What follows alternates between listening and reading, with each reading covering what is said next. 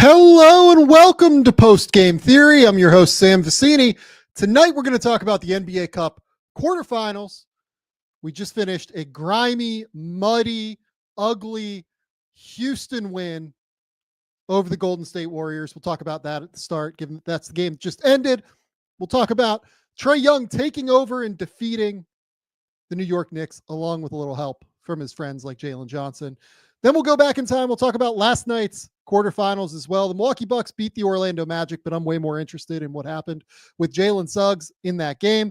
And then finally, we're going to talk a little bit about Oklahoma City's defense, which is on a genuinely historic pace within the recent history of the NBA. But first, let's hit the music.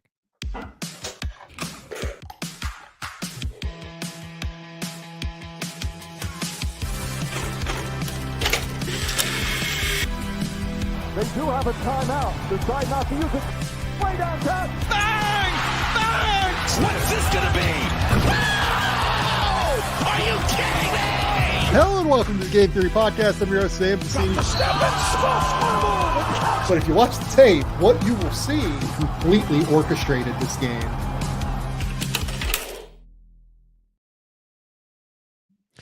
Hello! I hope you're all having a beautiful Wednesday night in the United States. Could be as early as Thursday morning if you're over on the East Coast. It is Thursday afternoon here in Australia, and we're going to talk about the NBA Cup quarterfinals, and where we're going to start is with the Houston Rockets defeating the Golden State Warriors. Really grimy, ugly, hideous basketball game in a lot of ways. If you like offense, if you like defense, it was splendid. It was beautiful. It was really fun, and we're absolutely going to dive into the tape and talk about how Houston came out in this game, was super aggressive, attacked Golden State with what they were doing offensively, and took advantage of some of the personnel they had on the court. Then in the second half, Steve Kerr adjusted, started to do things a little bit differently, got on top of the Rockets and started to take advantage. And then finally, we will talk about the closing and the ending of this, but that's actually where I want to start. Is the Houston Rockets beat the Golden State Warriors 91-90. And there's a sequence at the end of this game that I think was like kind of indicative of everything that Houston has been about this season. Just an incredibly tough basketball team, right? They're sitting here at 16-8, maybe 17-8 now, given that win. And they're 17-8 now because of their defense, their hustle, their athleticism, their tenacity. All of it is just on full display in this game to me. And nowhere was that more apparent than in the final sequence of this game, where Jalen Green, a guy that has been better defensively this year. I think that Houston, by and large, doesn't have any catastrophic defenders by any stretch, but still probably their weakest defender on that team. Fred VanVleet's really good at fighting through screens, communicating. Şengün has improved. We'll talk about Şengün defensively in this game. I thought that there were some issues there that I worry about in a playoff high leverage setting that, we'll talk through. Dillon Brooks has been borderline all defense this year. Amen Thompson, certainly Tari Eason deserve some votes for all defense as well. But Jalen is the guy that, offensively has been volcanic at times, hasn't been great other times offensively. But more than anything, what I found so indicative of what this team has been about this year is that it's Jalen Green who gets on the deck, wins a loose ball at the end of this game, gets fouled. The more I watched it, at first I thought it was like a bad call, and I don't love that call in the context of this game. This was an incredibly physical game. It was one where the referees let a ton of hand checks go, let a ton of physicality on the perimeter go. I would prefer that they let those guys kind of play that out based off of what we've seen, but it was kind of a dumbass play by Jonathan Kuminga to just dive on Jalen Green in the way he did. Jalen wins that loose ball. They try and call a timeout. They don't get it. He goes to the line, calmly knocks down 2 free throws. And it's the biggest moment of his career, doing the thing that Houston fans and general NBA evaluators have been asking him to do for so long, and that he started to show strides of this season. Go down into the dirty areas, win loose balls, be aggressive on defense, be physical, be willing to embrace contact. Sometimes at the rim, he doesn't really do that. This was a huge moment, I think, for Jalen Green tonight. I still have a lot of questions on if he's efficient enough offensively, the decision making, can he shoot the ball, everything like that. But I loved that moment tonight for Jalen Green. I loved him getting that singular moment to be able to make those game-winning free throws after winning that loose ball.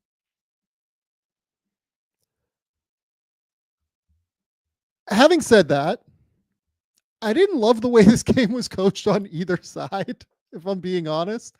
I think it was completely insane for reasons we'll talk about here in a second when we dive into the tape. For Steve Kerr to start Gary Payton II in this game. Gary Payton II can't shoot. Houston, as much, if not more than any team in the league, consistently puts its center on non-offensive threats who can't shoot. And in the first half, it completely bogged down everything the Warriors wanted to do on offense. Then in the second half, Steve Kerr did a good job adjusting.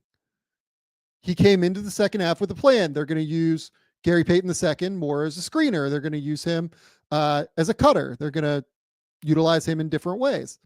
From that point, I thought Ime Udoka didn't adjust quick enough. They were hammering Alperen Şengün in those situations by setting screens particularly high up the court, by getting Gary Payton II on the move. They should have just gone smaller at that point, in my opinion. Look, these games are hard. These things are flying so quickly at you. And we're going to talk about a non-shooter bogging everything down later in this thing as well when we talk about Andre Jackson Jr., a guy that I love, but Doc Rivers' decision to start him in that game against Milwaukee, or a game against Orlando for Milwaukee, I'm sorry, almost cost the Bucks that game too. Because with these non-shooters, you have to have a plan. And I think that's where maybe we can dive into the tape. Is talking about non-shooters in the playoffs or in playoff settings like this, and how you have to utilize them. And how I think this game was a really good encapsulation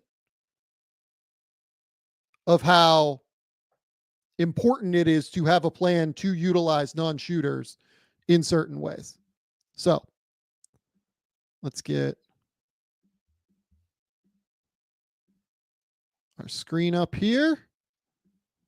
And let's get our pen up here so we can draw on the screen. Where are we at? Should be somewhere. There we are. Okay. So I just love the way the Rockets came out defensively in this game. Super aggressive, fought over the top of screens. You can just already see here, look at all of this space here between Payton and Şengün. This is setting up to be an empty side ball screen. I'm going to have to use blue, I'm realizing, not pink. This is setting up to be an empty side ball screen. Şengün is just all the way over here already. Just all the way over. Draymond is not a great finisher through multiple bodies. And oh, by the way here, Jabari Smith does a fantastic job on this rep.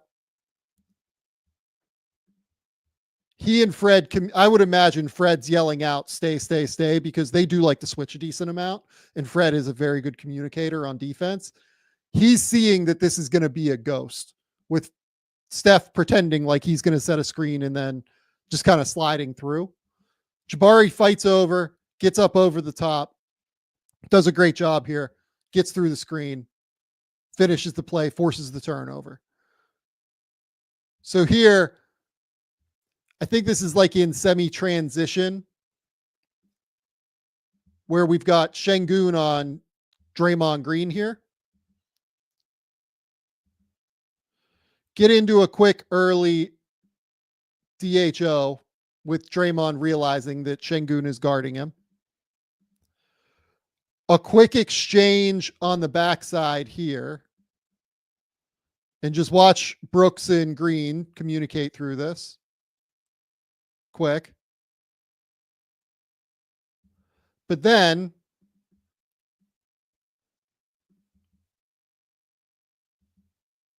watch Jabari Smith here. Jabari Smith is the one guarding Gary Payton II. Quick pass as Şengün works his way back in to recover to Draymond. That means Jabari Smith has to tag in here. Absolutely has to tag in. He would have to tag in even if this player was a non-shooter. But this should be just like a wide open, easy three-pointer for a team that has a real shooter in the corner. Instead, Şengün can just like slowly close out. Not really worry about it. Throw up a clap. And Gary Payton's going to absolutely airball this ball.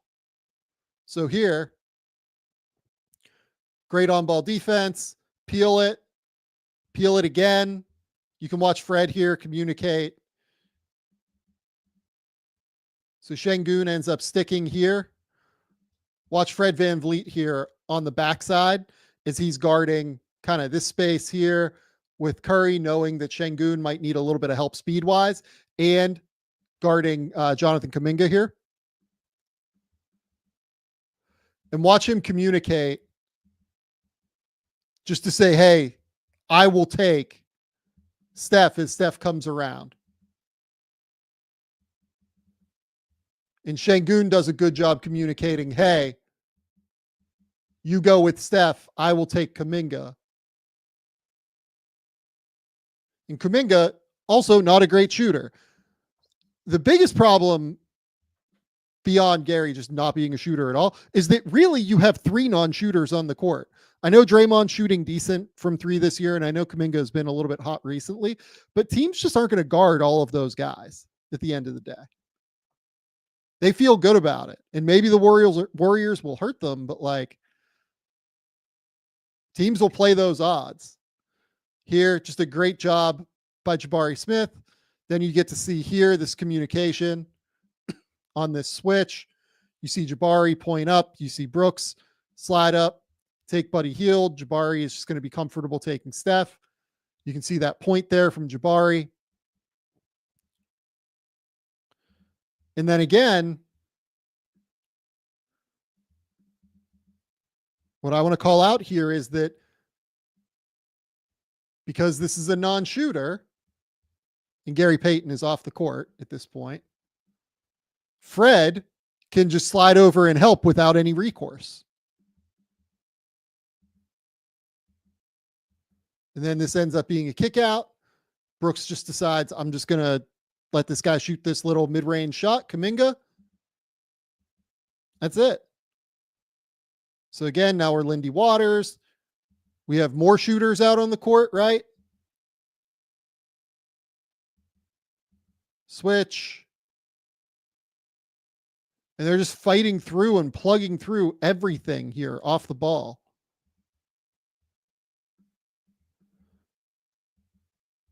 And this is what makes the Rockets so difficult to deal with defensively. I mean, this lineup is probably, for me, I would say that this has a real case as being the best switch lineup in the league right now.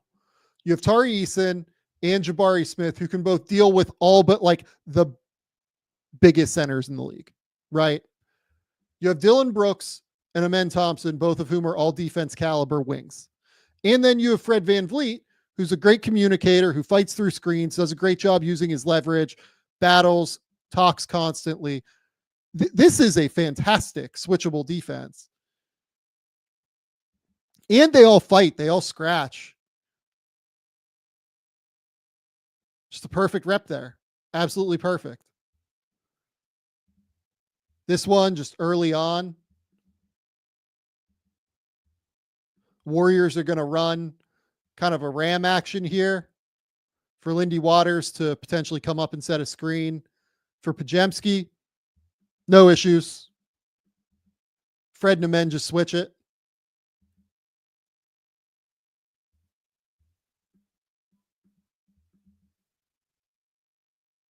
Then at the main screen point here,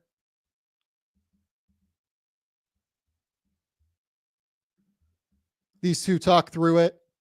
Amen still goes with Lindy Waters. You have these two talking through an action here where Buddy Hield's trying to come around a little screen from Kevon Looney. Jabari does a great job here getting through that screen. They switch it. Now you've got Fred VanVleet on Kevon Looney. You see Amen fly over and help here. They're just so connected. They're so sharp on defense. Everything that they do is just really, really difficult to deal with.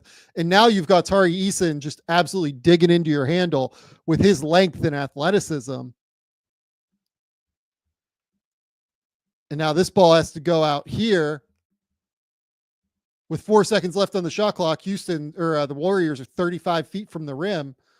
Now you've got Brooks all up in his space. Shot clock violation. They're just a sick defense. An absolutely sick defense. And this lineup particularly is just really, really difficult to manage. They come down and they just can guard anybody, right? You've got Fred on Buddy Hield. You've got a guard here in Amen Thompson on Kevon Looney. You've got Jabari Smith on Lindy Waters. You've got Tari Eason on Podziemski, right? They can pick up anybody in transition. You don't have to worry about matchups. Then Tari and Jabari switch this off. You've got Dylan Brooks just getting all in Kuminga's space here. Turnover. It's just really hard to deal with them defensively. They're a really, really tough defensive team. They're physical. We've talked about this all year on this channel. They just do such a good job. Just look at the way they talk through this action here. This is really fun.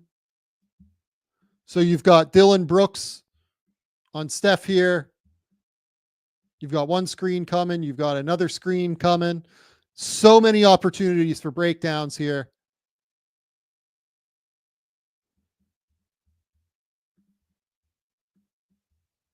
Brooks switches. Jalen switches. Jabari shoots out. Denies Steph.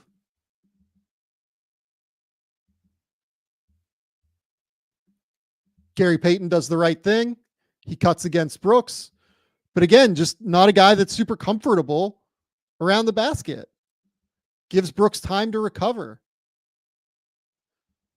And then you get this crazy recovery play after Jabari gets beat. Steph coming through here. Jabari's just trailing a little bit. And just look at him in. He's looking right at this. He sees that Steph is coming. And he's going to pick up his teammate with an insane block where his head's at the basket. They just fly around. They are so fun to watch. Houston is probably, for me, the defense I enjoy watching most right now. Fred is capable of dealing with these matchups against bigs that aren't fantastic post-up players by NBA standards. Trace was a really good post-up player in college, but Fred's really strong. Then you've got help coming down everywhere. Help here, help here, help here.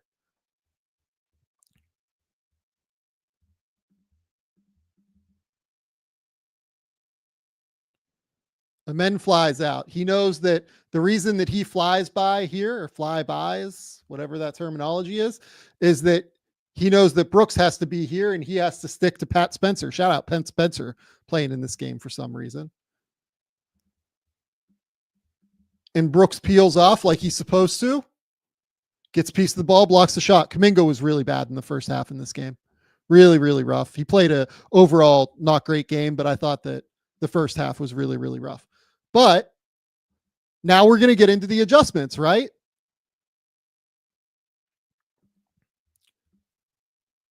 You've got Şengün back out there with Gary Payton.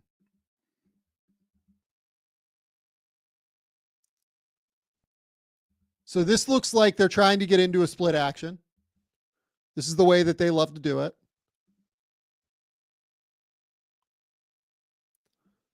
You're going to have Draymond get here onto the block.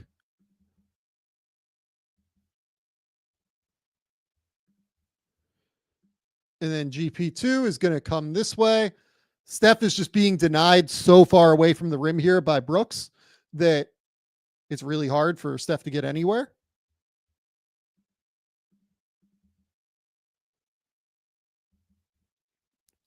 For some reason, Şengün, I think, I'm pretty comfortable with this matchup personally. I understand why he's helping because, again, he's guarding Gary Payton II. But Payton, 45 cuts here within the action. And Şengün just doesn't do a good enough job walling up.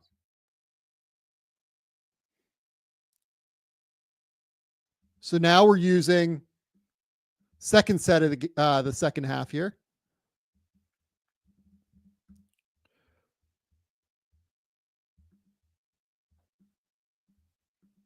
Early screen from Kuminga. Ball is going to go here to Payton. And what do we know about the way that the Rockets are guarding this?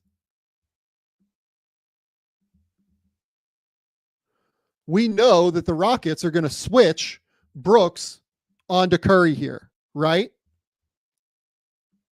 That's going to give Kuminga all the leverage in the world. And by giving the ball to Payton here, out at the top while he's on the move, Şengün's natural reaction is going to be to follow him a little bit. And it's going to give Kuminga the leverage to be able to dive to the basket here. This is a really sharp, simple play. Jabari Smith does a great job helping over. Kuminga's just a tough athlete to stop at the rim, right? Okay, so what now? Now we're going to get into the screening portion of the proceedings. And what I want you guys to pay special attention to is where Gary Payton is setting these screens. He's setting these screens exceptionally high up the court, which puts Şengün in a tough spot. Şengün is much better at being able to like show and recover, right? But if you set the screens really high up on the court, it's going to allow these guys to get downhill against him a little bit easier. So here, because the screen is set so high up the court, and because Gary Payton, let's be honest here, sets a moving screen and doesn't get called for it. And if you don't get called for it, cool. It means that Şengün can't really show and recover here. He has to really play in drop where he's not as good defensively. And that's just a hard guard. So here now, Gary Payton's on the ball.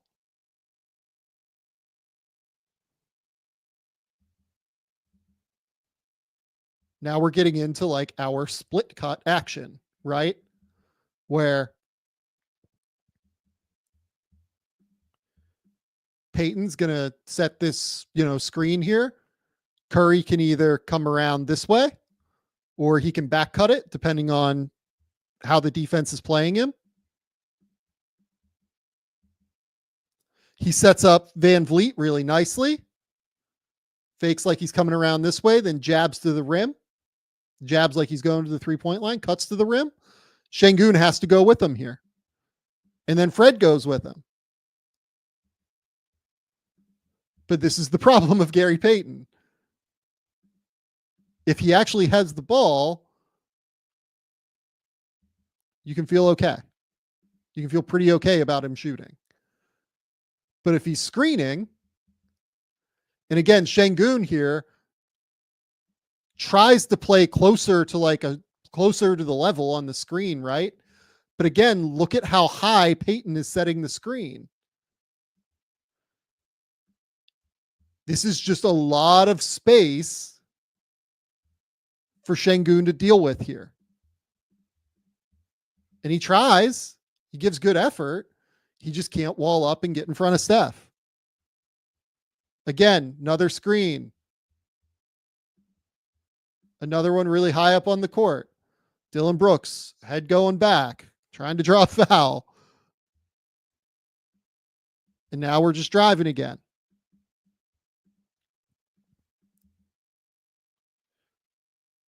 And he goes through Şengün, gets the offensive rebounds. This was the point where I think they probably should have pulled Şengün, maybe even after the last Curry layup. But they don't. Another one. Now Şengün basically in full drop here. He says to Jabari, stay with Gary Payton. We're switching this. Look, that's a shot that they're comfortable giving up. But it still goes in, right? I thought the Warriors did a great job just absolutely taking advantage of what the Rockets were trying to do defensively. And this is why, even though he has been better this year on defense, he has been much better this year on defense. In playoff settings, I still have some questions. Because I do think that you can do things like this where you set screens very high up the court, put them in space, and make him guard in space and see what happens.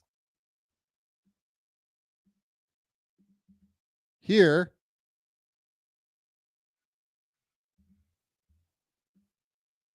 this one's just kind of funky because the camera kind of screwed us here. But again, very high up the court. Şengün kind of at the 3-point level. He goes for the ball against Steph. Can't reach against Steph. That's a bad idea. Van Vliet doesn't have the leverage here. Curry's able to go around, score at the rim. Big time bucket.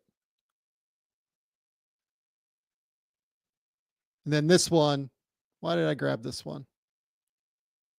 Oh, this is just another Warrior split cut. Just split action, right? So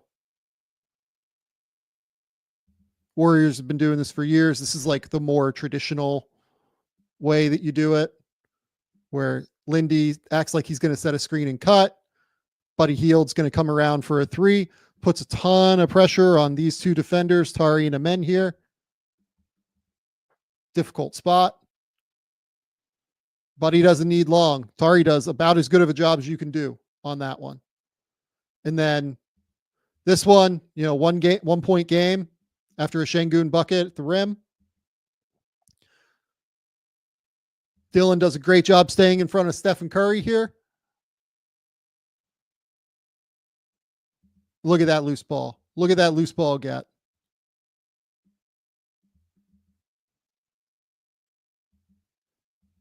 Beats Kuminga to it.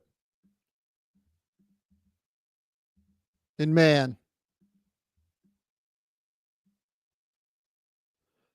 it just kind of says a lot to me about these two and where Jalen Green has improved and where I worry a little bit about Jonathan Kuminga.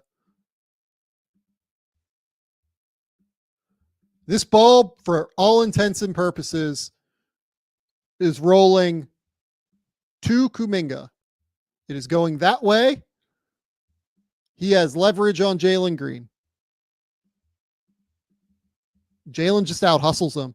He gets on the ground first.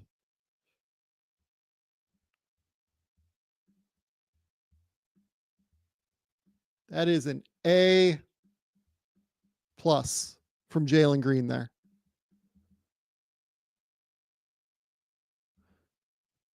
And Kuminga fouls him. You've got Kevon Looney jumping on at the end. Just nothing.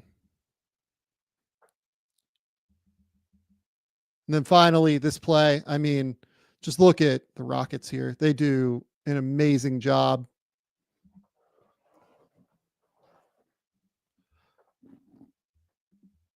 You can see Brooks is like kind of quarterbacking this, it feels like to me.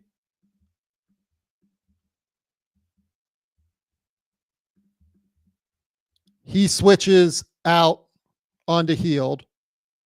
Then you've got these two. Amen communicates a switch where he's going to be on. Who is that? Is that Kuminga? And Tari's going to deal with Steph. Or Tari's going to deal with Draymond, who we know is going to Steph. Tari does a great job forcing Steph away from the rim here with 3.5 seconds left.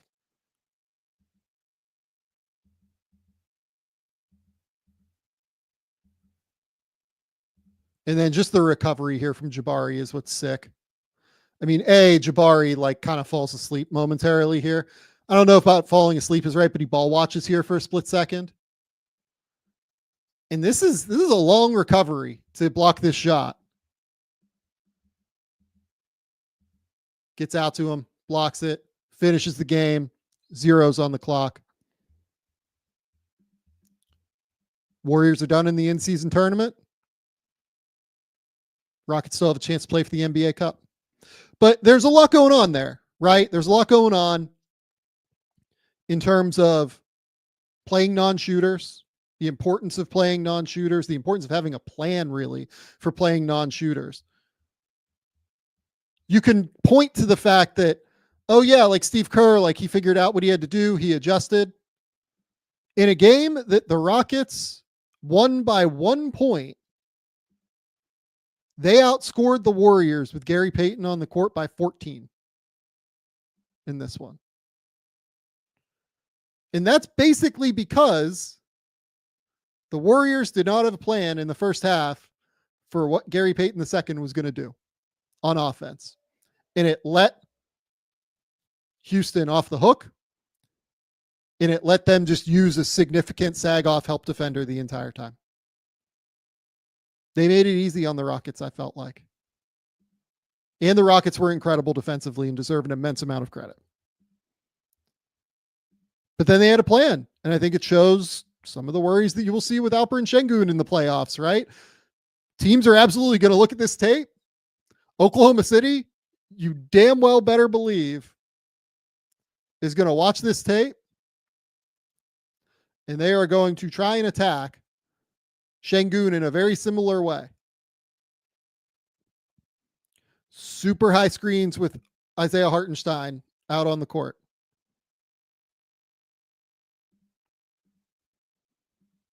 Screens are going to be 35, 40 feet away from the rim. And then when they go small, which they will,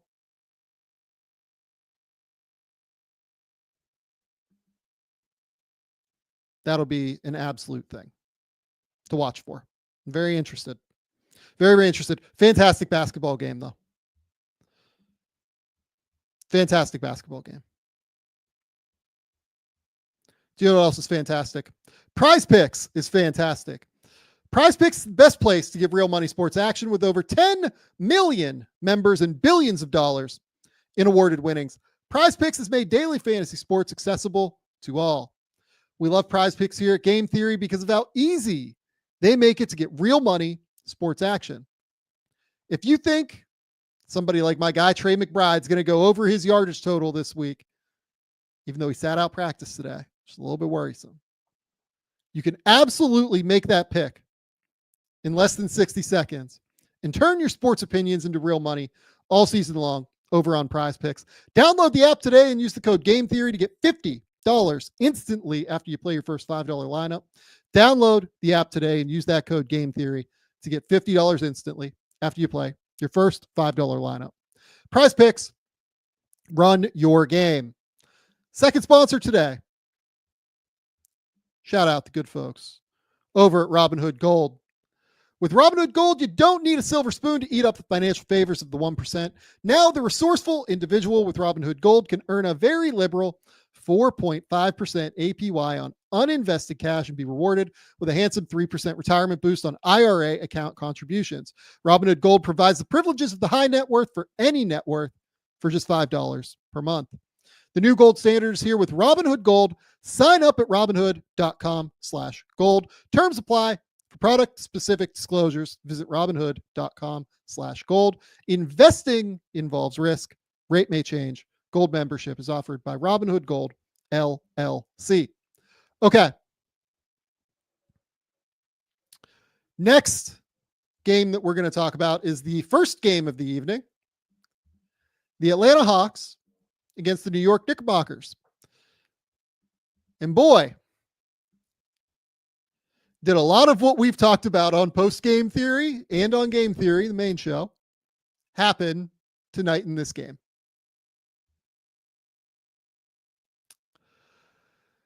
We have talked a lot with the Knicks about ball screen defense between Karl Towns and Mikal Bridges.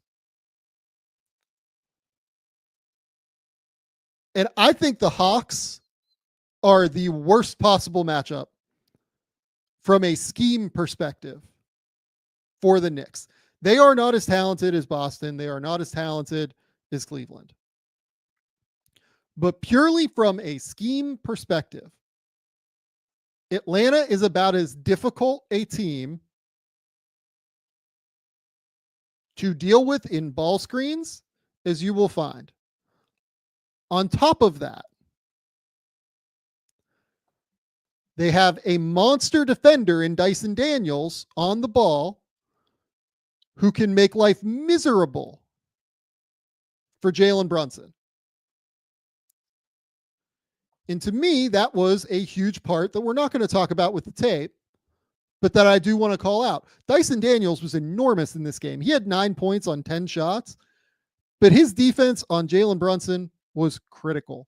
Jalen Brunson goes 5 for 15 for 14 points in this game, and it felt like he never really got it going in the second half at all. Dyson was huge in this one. On top of it, the Knicks almost always, in this iteration, have somebody out there on the court, be it Josh Hart, be it Deuce McBride, be it Campaign, whoever, that Trae Young can guard. And you can hide Trae on while Dyson deals with the difficult stuff. Now, you can set ball screens with those guys. The Knicks did a decent number of that in the fourth quarter. But you don't necessarily have to worry about those guys on a possession by possession basis. So honestly, like, I think Orlando is a better team than the Atlanta Hawks. I would be more worried about an Atlanta Hawks matchup in the playoffs if I was New York than I would be Orlando. It's just the way that it goes sometimes, right? Orlando likes to take a good number of mid-range shots. That's kind of what feeds into the New York Knicks defense. Like, offensively, they obviously have Jalen Suggs. They obviously have a number of wings, but those series will be like more knockdown, drag out kind of affairs. And I do like the matchup of Karl Towns against their bigs. Against the Hawks, I think the Hawks have a real way to beat them offensively versus the Knicks defense. And we'll talk about that here. It's very reminiscent to me of the Atlanta Hawks series against the Philadelphia 76ers that I believe occurred in 2021, if I remember correctly, the conference semifinals in the East, where Trae just like ripped the heart out of Philly. And they end up winning that series in 7 games. But it's very similar when you go through these clips. And a big reason why, and I liked that the Knicks finally went away from it in the fourth quarter, is that Mikal Bridges is a real problem right now for the Knicks on defense. It's a real problem.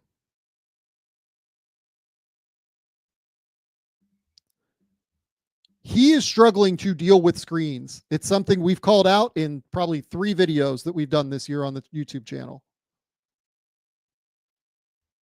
He is struggling to flip his hips and get through screens. He needs to do it better, or you need to just do what, you know, the Nets and Mavs did with Dorian Finney-Smith when Dorian Finney-Smith was in his mid-20s, and just have him guard 3s and 4s. And I think Mikal does like a pretty good job on 3s and 4s still. But he struggles at the point of attack, and he struggles with ball screens right now. And it's a real problem for the Knicks. So, first possession of the second half. It's the angles. Like you can see already, he's just trailing immediately, despite the fact that Capella like leaves fairly early here. He like has to rotate his body all the way around to try and get back into the play. And Trae at this point is just attacking downhill against Towns, who has to guard 2-on-1. Trae does a great job snaking, cutting off McHale. As soon as he snakes it, Anunoby has to help in, and it leads to a wide open kick out to Jalen Johnson.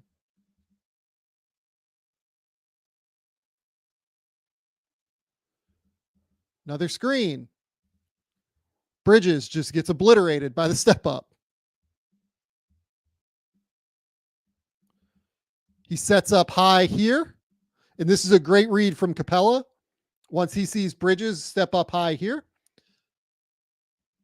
Capella just goes set the step up screen.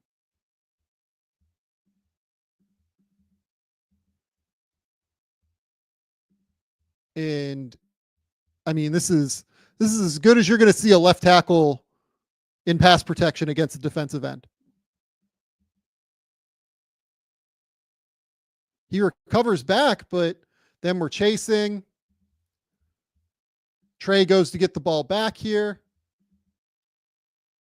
Again, it's like he has a magnet for these screens right now. Forces OG to help up again. And as soon as he helps, Jalen Johnson has a laser for the rim. Rises up, finishes. Another screen.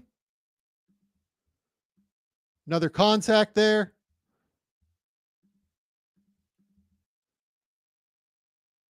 Trae gets downhill. Draws the foul. I mean, look, like this is some grifty shit from Trae. We call that out. But McHale's out of control trying to get back in the play because he gets decked by the screen.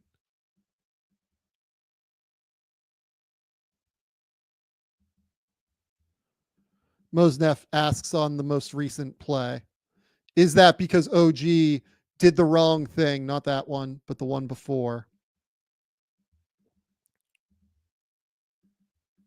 Helping strong side corner. So look,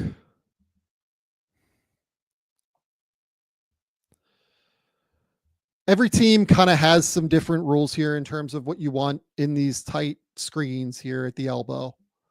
Some teams do want this little stunt out and recover. Some matchups you want it, sometimes you don't. Against a non-shooter like Jalen Johnson,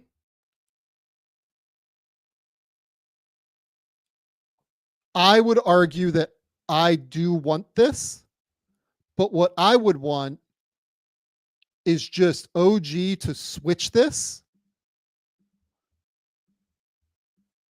and get in front of Trae here, and then Towns to be here for Jalen Johnson.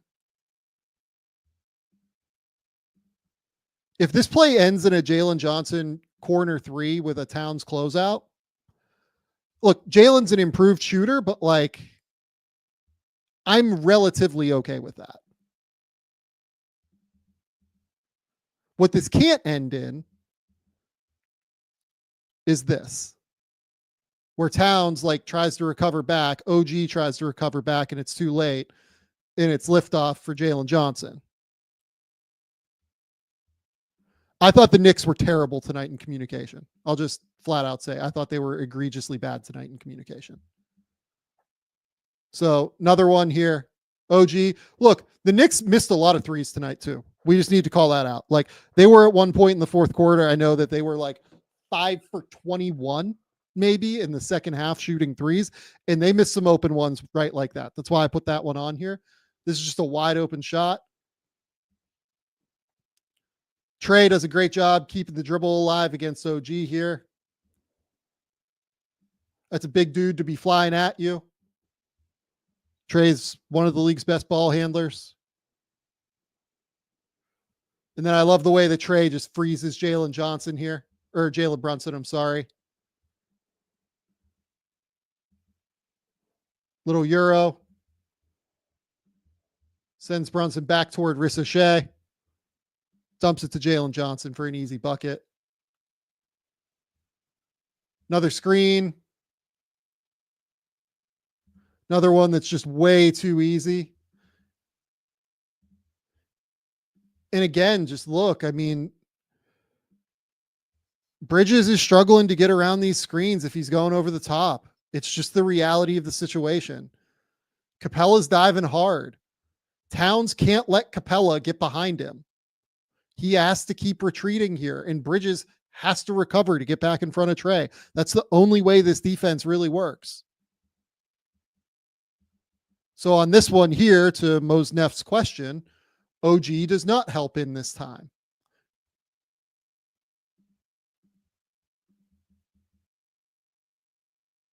And because Trae is such a good lob thrower, Towns has to stay honest to Capella here.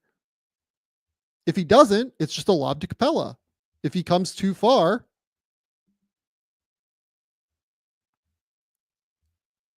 in.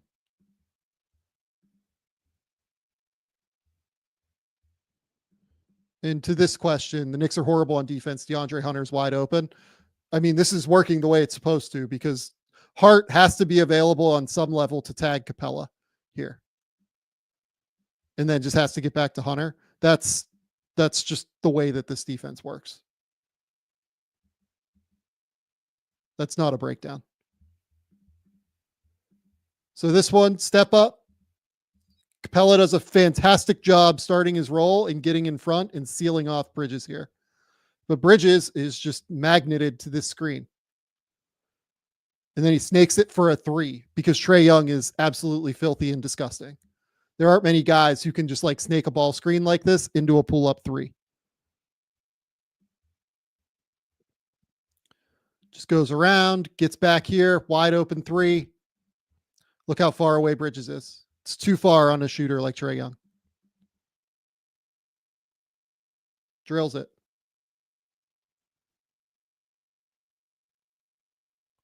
And then Trae's just feeling it on this one, right? Like this is hard. This is really difficult. This is why trailers are the toughest guys to guard on these shots, by the best shooters, like, you know, in transition. Like Jared McCain does a great job of this, right? Trails. You're just not going to be able to close out to this. Drills it. This one, you can kind of see that Bridges, it seems like, is trying to feed Trae toward the left just by his positioning.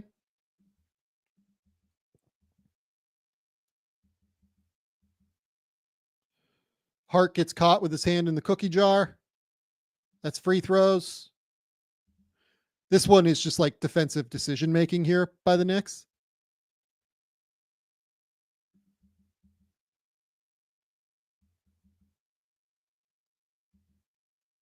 And Young still gets like a pretty good shot up here.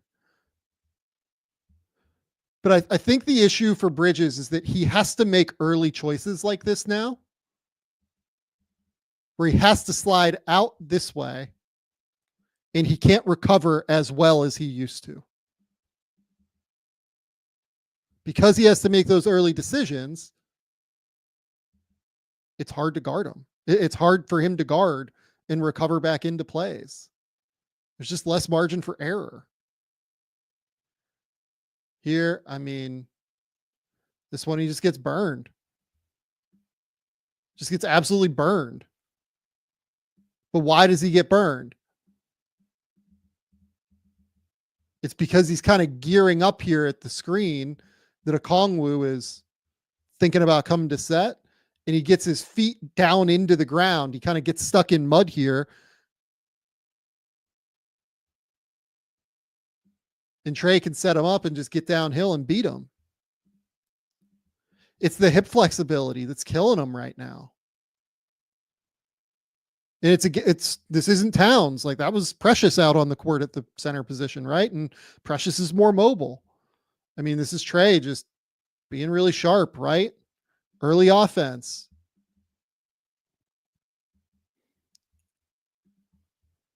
Eyes up immediately. Only 2 Knicks back. Easy bucket. Home run.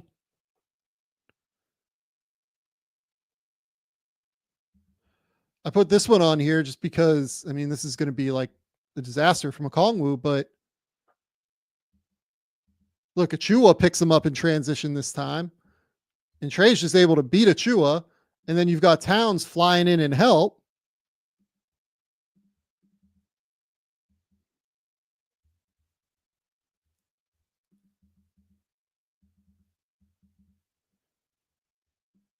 Bridges does the right thing here. Realizing, hey, Precious, like you can guard Okongwu here. Why Okongwu doesn't just go up right here? Don't know. Unclear to me. Throws up this goofy ass floater. That's another one where Trae just beats these guys to the paint. Notice here this time, you've got Anunoby on Trae Young now. Bridges isn't on the court. But because you have Anunoby on Trae Young, you don't have Anunoby on Jalen Johnson, who is a disgusting athlete, one of the best athletes in the NBA, point blank. You have Josh Hart trying to communicate defensively here to get back in front. There's just no chance. And now we're just in like breakdown city for New York, honestly. Now we got Josh Hart on Trae. Ball screen. Early pass. Anunoby overplays. Easy bucket. So pocket. Anunoby comes in on the pocket. Pretty normal. Cut here. Sims has to shoot over and help here, which means Anunoby and Hart really have to come and try and handle Okongwu in some respect here. Nobody does.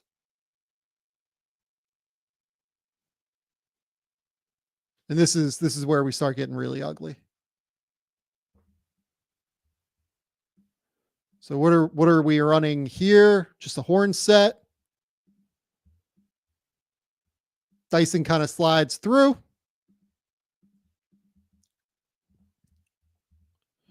Bridges says to Josh Hart, take him, I'll take Dyson. And Bridges just falls asleep on the cut now on Dyson. And this really should have been a bucket easily this way. But it's not. And instead, now we've just got all sorts of movement. We've got all sorts of action. Knicks are scrambling. Nobody knows who to pick up. OG does a good job here picking up Dyson. Really, they should be in like a pretty decent position here.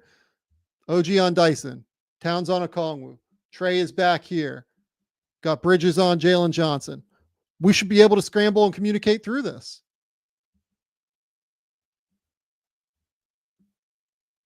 But because Josh Hart kind of falls asleep here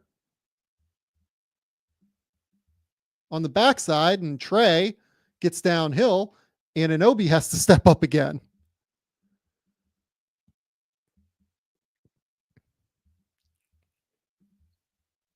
And as soon as Trae attacks Dyson Daniels' man and OG stays here, Trae knows he's going to have this little pocket open, or he can pivot and whip it back around.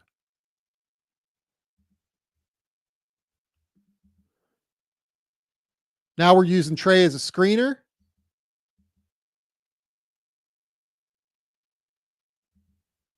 I love this action. This is just really sharp to me.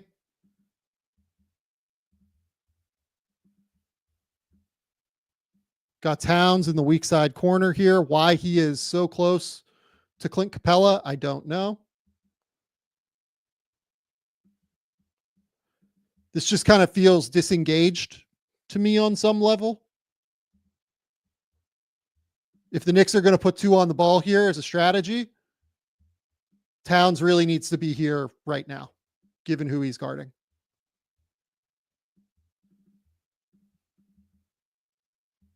Instead, he has to rotate all the way over, and it looks like he's not going to get there, which means it looks like that OG has to step up. OG's just doing smart reactive defense here.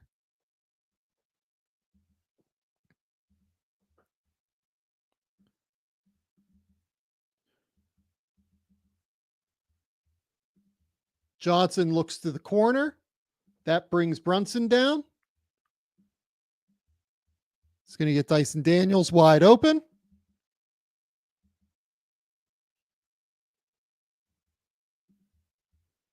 And they both go to Dyson instead of someone staying home on DeAndre Hunter here. They just feel disconnected to me. In all honesty, they just feel really disconnected to me defensively. This one, step up. I mean, this is just bad. It's not really another way to put this one. This is just bad. Capella, step up. Brunson is in very early here on the tag. And this is a lot of space to give DeAndre Hunter on this back cut.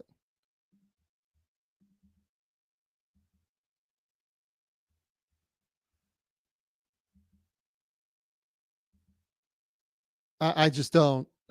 That's one where Brunson's just in the wrong. Not another way to put it. Towns is frustrated there. Now we're just screening. Again, 2 on the ball. How many guys do we have with their hands up? 1. I think that's Brunson. 2. We've got Towns confused. 3.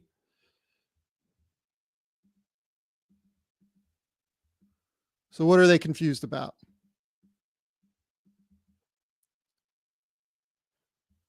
They are in a 4-on-3 situation here.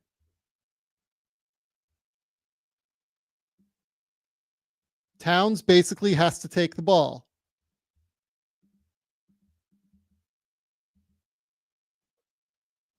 Hart, if Towns takes the ball like this, has to help the helper.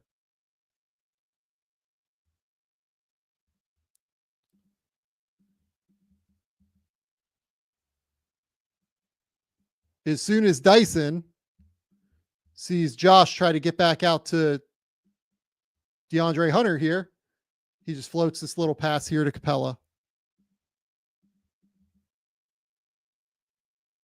And we're just all confused. So here, we're guarded, we're manned up, we're in a spot, right? We're in a positive spot.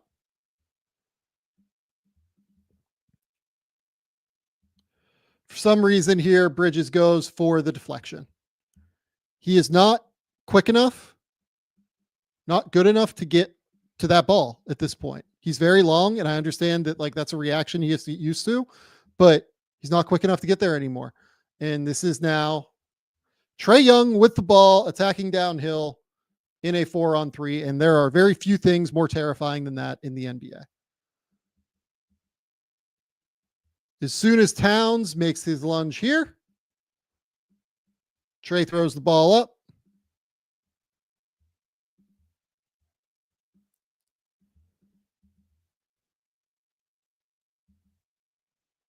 Anunoby basically guarding 1-on-2 here, right? A tick late to help the helper, in all honesty. But again, like, I don't know why we're blitzing on the ball against Trae Young. I don't know why Mikhail is lunging for the ball like that. This was a bad one. The fourth quarter, particularly like the last 3 or 4 minutes, was them just like completely unclear and unsure on what to do defensively at that point. They didn't know how to attack it. They didn't know how to handle it. They were frustrated at that point. The Hawks just completely sliced them up. That's why I would be very worried if I was a Knicks fan and I saw the Hawks in the playoffs. That is a team that is just very well set up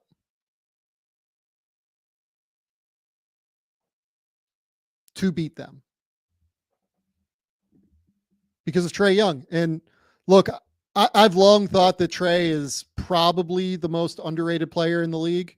I don't know if he's that anymore necessarily, but I know that Trae Young's not shooting well this year. I totally get it. I know what the percentages are. He's shooting like 38 and 31 right now, and it's not great, right? But he's also averaging 12 assists, and he's been enormous running their offense. He has been so clinical this year for the Hawks. He runs everything for them. And tonight was a really good example. 61-point second half for the Atlanta Hawks. Trae's really good, guys. Really good basketball player. Duer is also a really good denim company. And man, it's the best feeling in the world when your clothes fit good and they look good. You can comfortably wear them all day long. And that is exactly how I feel about my Duer jeans. These are the most comfortable jeans I've ever owned. My wife literally got her MBA yesterday. I wore my pair of Duer jeans to her ceremony. It was fantastic. In part because of Duer. They're relaxed, lightweight, stylish, they're versatile. And they have styles that can be worn all year round. Their stretch performance denim and lifestyle apparel is built for doing, and plus they are committed to sustainability. They used recycled materials and plant-based fibers wherever possible for natural breathability, softness, and moisture absorption. These are clothes that we can feel good about purchasing. You know I love my Duers, and now is the time for you to get a pair of your own. Use the promo code Game Theory and use the link shopduer.com/Game Theory. That's shopduer.com/Game Theory. This is the best time to upgrade your wardrobe before the new year and find some amazing holiday gifts. Go to shopduer.com/Game Theory. You're going to get 20% off your order. Finally,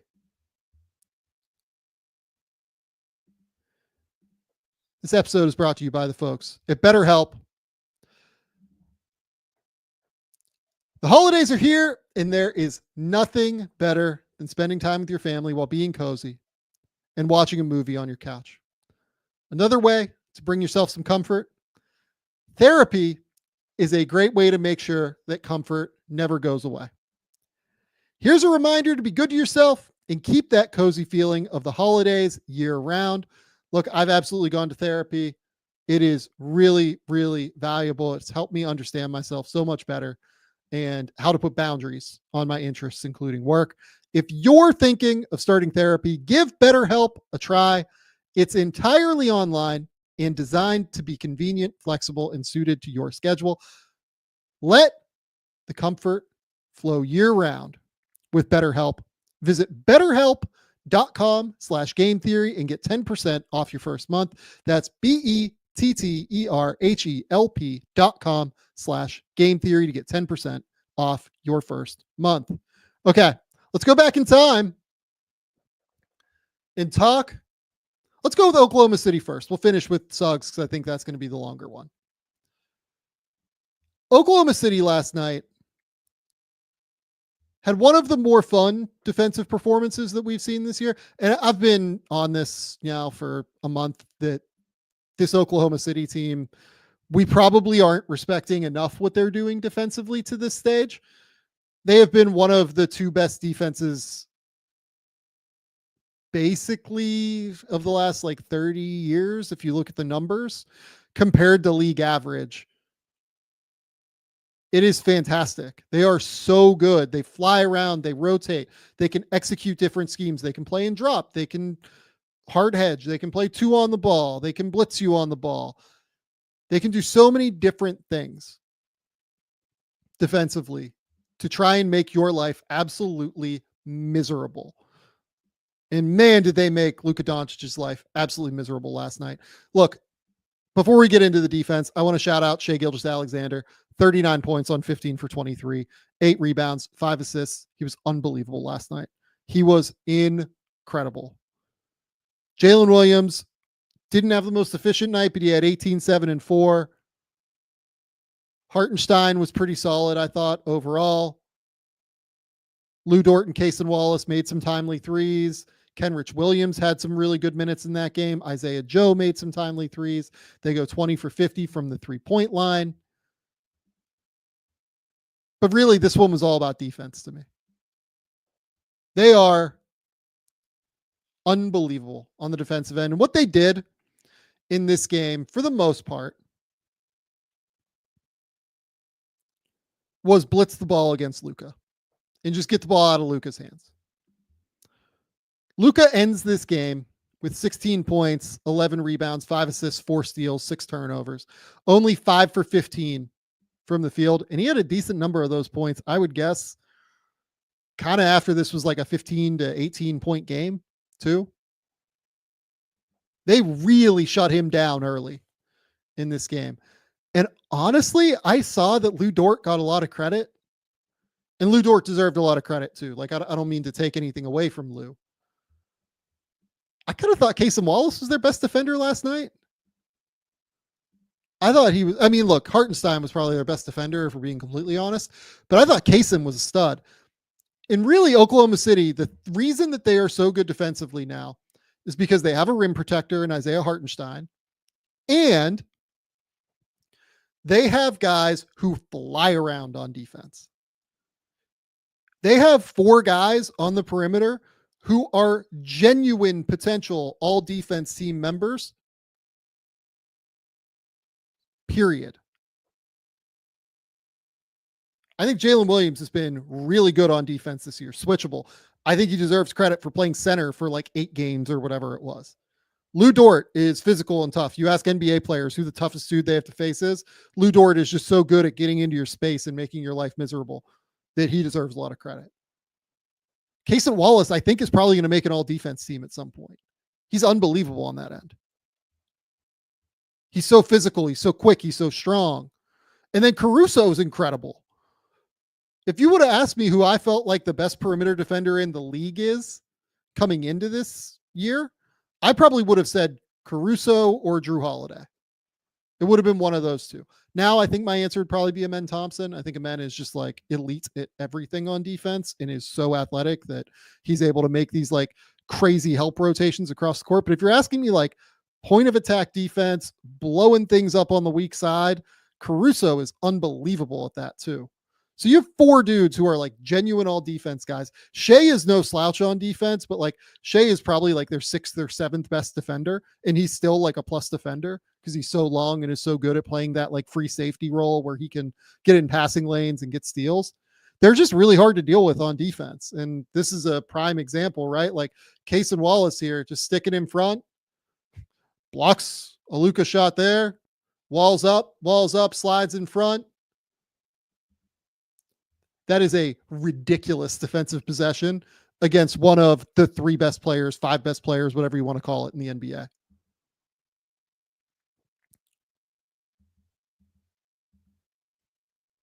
Luka Doncic is like 6'8", 240 pounds. And Cason just swats him here and just stays in front of him, walls up, stays walled up, and doesn't let him get all the way to the rim. That's perfect. That's absolutely perfect. You can't teach it better than that. Like that's what you would show like college basketball players. You would show high school players, middle school players. That's That's the rep you would show if you're dealing with a guy that's bigger and stronger and faster, or not faster, but bigger and stronger than you are. It's perfect. Now we got Lou Dort. Case and switches. But more than that, 2 on the ball. Force the ball out of Luka's hands. Make Daniel Gafford make a decision. Or make Luka make let's see if we can ballpark this. I don't know, 45-foot pass all the way to the corner here, where you throw it on an absolute dart right into Klay Thompson's shooting pocket. You can't throw a pass better than this. Nobody on planet Earth can throw a pass better than that. And Lou Dort is still going to get out here for a contest on this. I almost wonder if Klay was like surprised that it was that on target. Because really, he just needs to shoot. Like, we know Klay can no dip shoot this. Like, he's that good of a shooter. I almost was like wondering, like, is he surprised by how accurate that pass was? Dort gets out, closes out.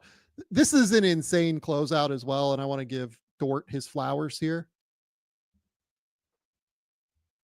He starts like here and gets all the way here.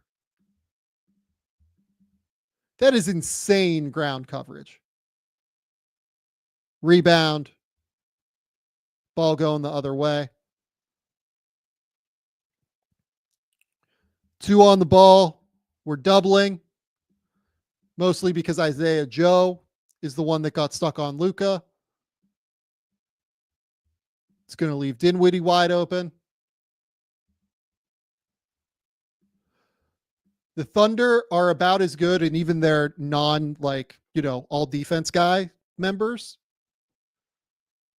are really good at playing in the middle of spaces.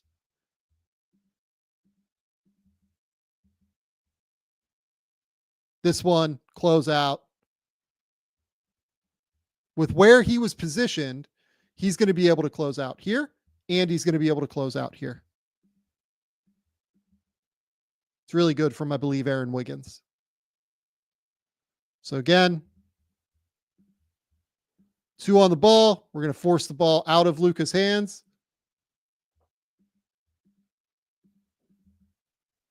Now we're making Derek Lively make a decision. Derek Lively's a good passer for a big, but I know who I feel better about passing, Derek Lively or Luka. I would rather have Derek Lively with the ball. He hits the early kick. Again, perfect positioning here, playing 1-on-2.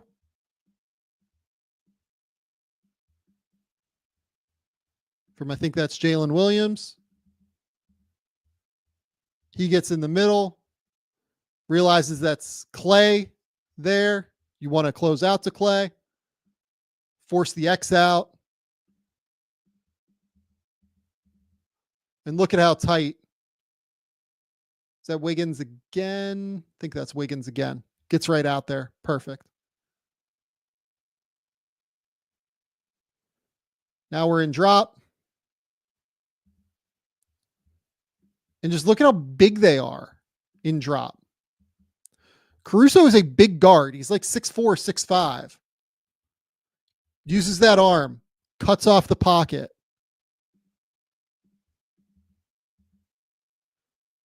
Hartenstein keeps Lively in front of him, actively disrupting the ball handler. Perfect in drop coverage there. Forces Kyrie to kick it out. Now we're reversing back again. Get beat off the bounce. Doesn't matter. Hartenstein's there to help and rotate over. And oh, by the way, Kenrich Williams is there as well to help the helper when Hartenstein commits. Perfect. It's absolutely perfect.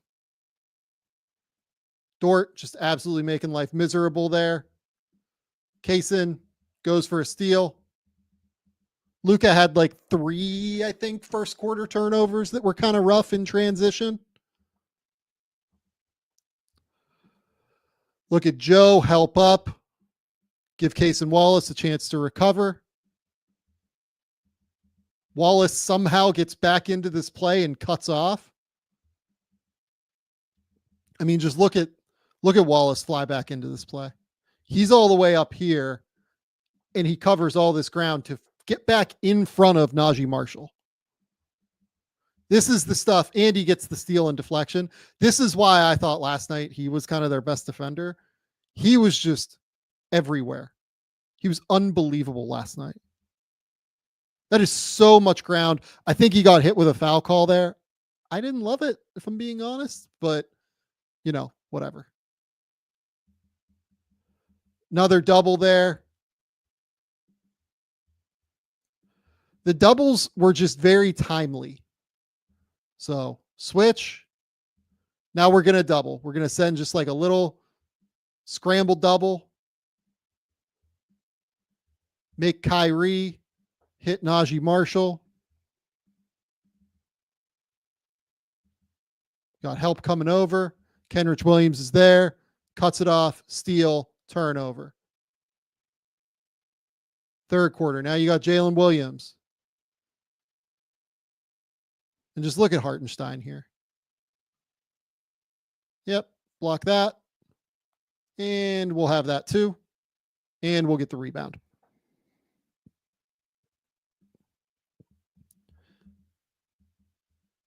To say the Knicks miss Isaiah Hartenstein would be an understatement. And this is why. I mean, he's just a monster on the interior. Look at how much bigger he is than Towns. He's just an enormous human being. And look, like, people can say the Knicks messed up or whatever, not keeping Hartenstein. The Thunder paid him almost $30 million a year. The Knicks had no chance here. They had no chance to keep Isaiah Hartenstein. But the Thunder recognized that this guy is kind of exactly what they need to deal with Denver, to deal with teams that play bigger. Minnesota plays bigger. When they made the deal, they thought it was going to be Towns on Minnesota. He's a monster on the interior. Helps everywhere. Great drop coverage, big and ball screens. Unbelievable shot contester at the rim. He is, to me, one of the 10 best defenders in the league. Oh, by the way, they have a second one in Chet Holmgren, too. So here, we're in drop. We're going to make sure Gafford doesn't get behind us with Hartenstein. Here, contesting. Perfect. This is just such a simple rep. But look at the way they communicate through it. Switch here. Guard to guard switch. Then we're in drop. He's going to try and get over the top.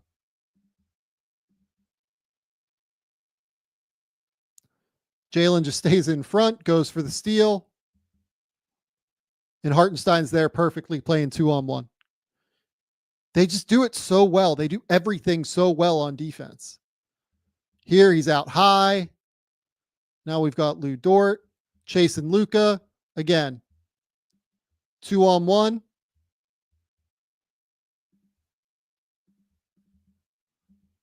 Luka does a good job. But Kaysen Wallace is right here. Now you've got Jalen Williams, who has to sink down here into this potential 1-on-2. He at least has to get into this area. As soon as he makes his move, his momentum's going too far. So you know that Lively can get this ball out to Quentin Grimes. And then just look at Kaysen. Kaysen's going to X out and fly out here.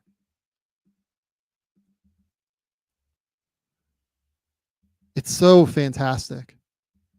Their defense is just poetry to me.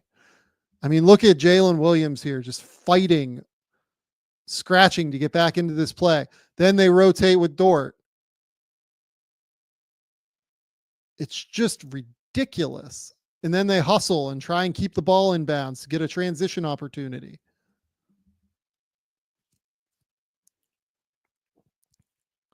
Some middle Chicago action. Screen here, screen here. And just look at Jalen Williams, just get in the middle and blow this thing up.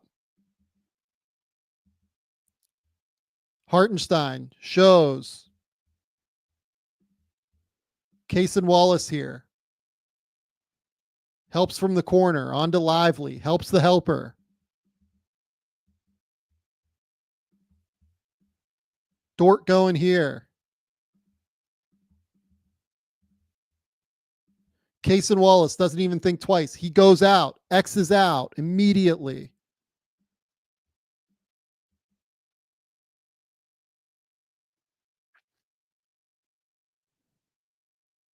It's just perfect. They rotate perfectly, guys, every time. Oh, and then by the way, you have this guy with a 6'6" with a 7-foot wingspan who's guarding 1-on-2 here.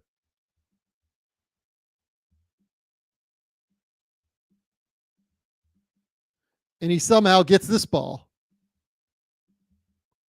Just ridiculous. It's completely ridiculous. Name of the game in the NBA today is ground coverage.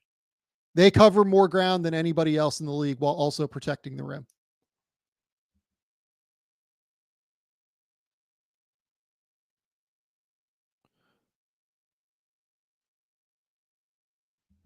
This one's just sick because, yes, they've eaten up all the time on the shot clock. Caruso's here. Yes. It's a bad arrow. Caruso or Cason gets back cut here. But watch them help. Kenrich is there so quick. He is so quick here. He sees it before it happens. He's there. Jalen Williams is here immediately to help the helper. And look at him get a hand on this ball. It's perfect. This is how you defend.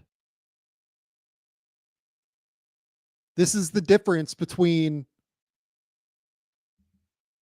good defenses and great defenses and bad defenses and great defenses, right? They're physical at the point of attack. Their best players defend. Like, look at Shea. Poke away.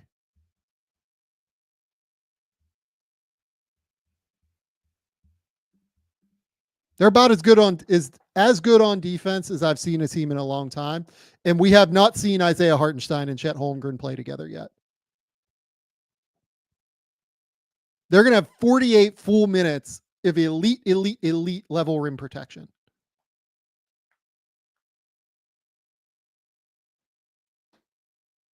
There are certain matchups where they're going to have to run that out. Not all of them. We'll probably play them together a few minutes a game, maybe like 8 to 10 minutes a game. Maybe 6 minutes a game. Could be. You can play both of them 24 minutes, each at center. And then maybe an additional, 6 for Chet.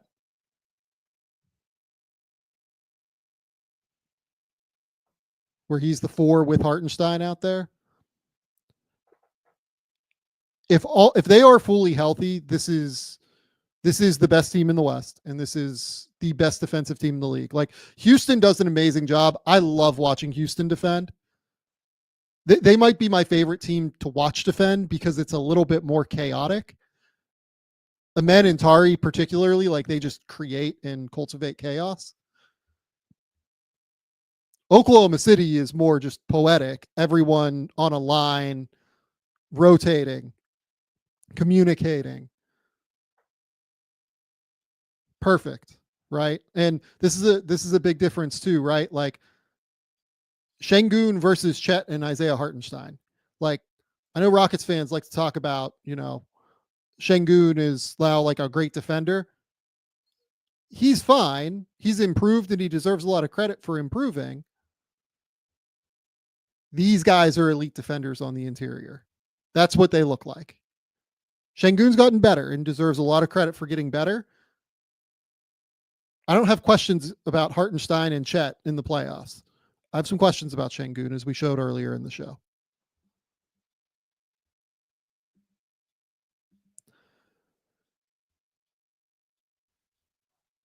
Oklahoma City ends up winning this game 118-104. I actually don't even know if I've said the score yet, which is pretty funny. This was probably the least close of all of the games. This just felt like Oklahoma City had it the whole way. Felt like they had a real buzz playing Dallas after the playoff series last year too. I'm interested to see. I'd love to see these two teams again in the playoffs. Truly, truly fascinated to see them again in the playoffs. Okay. Last thing we're going to talk about, Jalen Suggs. And before we talk about Jalen Suggs, I do want to talk about that game as a whole, right? Unbelievable what the Orlando Magic are doing right now. They beat Phoenix in the first game without Franz and Paulo. And in this game, it's within one possession, and Jalen Suggs has a couple of shots, one to try and win, one to tie, I believe, late in this game. We'll see those later when we break down the tape. They're just unbelievable on defense as well. I do think they're like a step below Oklahoma City on defense, but they're great on that end. And they're tough. Orlando's really tough. Part of the reason that I do want to call out, though, that they were able to stay in this game is similar to what we talked about with Gary Payton earlier. The Milwaukee Bucks played Andre Jackson Jr. in this game and started him. The Milwaukee Bucks won this game by 5 points. In the 8 minutes that Andre Jackson Jr. played, probably 6 minutes in the first half in that first rotation, and then honestly, it might have only been 2 in the second half.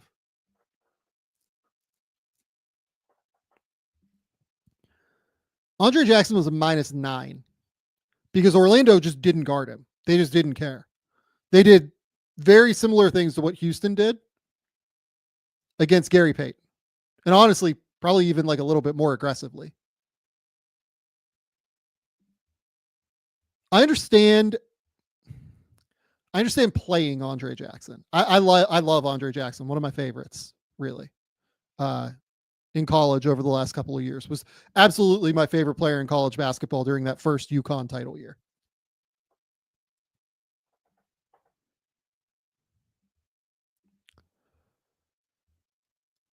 The issue, as we saw with Golden State,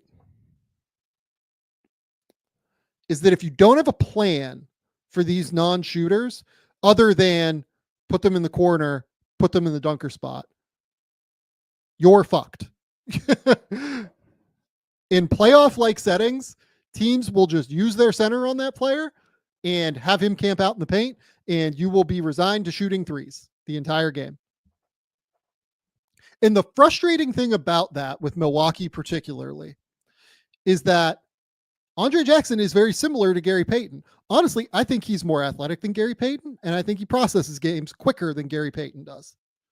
I think he's a better passer than Payton is. I think he's a better cutter than Payton is too.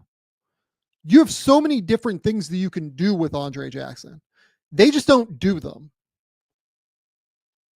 which is why it's really, really, really difficult to have him out there in big moments like this. They were just happy to have Goga or Wendell Carter or whoever on him last night. Sag off, make life harder for everybody. It's tough. They eventually realized in the second half, we can't go back to this. And they went with AJ Green. And before I talk about AJ Green real quick, Giannis goes for 37 and 7. Damian Lillard has 28 points. Bobby Portis was enormous last night on offense. He had 22. He went, I think he was 7 for 7 at one point. Let me look at my notes here. 7 for 7 for 16 when they were tied at 47 points.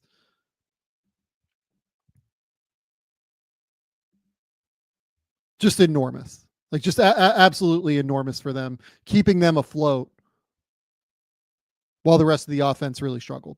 But I do want to talk about AJ Green because I thought AJ Green was huge for Milwaukee last night. He goes 3 for 8 from 3, has 9 points, makes 2 enormous shots late in this game, like huge shots to get them back in it and like really kind of stem the Orlando run that they were trying to make with Jalen Suggs, where Suggs, I think at one point scores like 10 straight points for Orlando to get them back in it.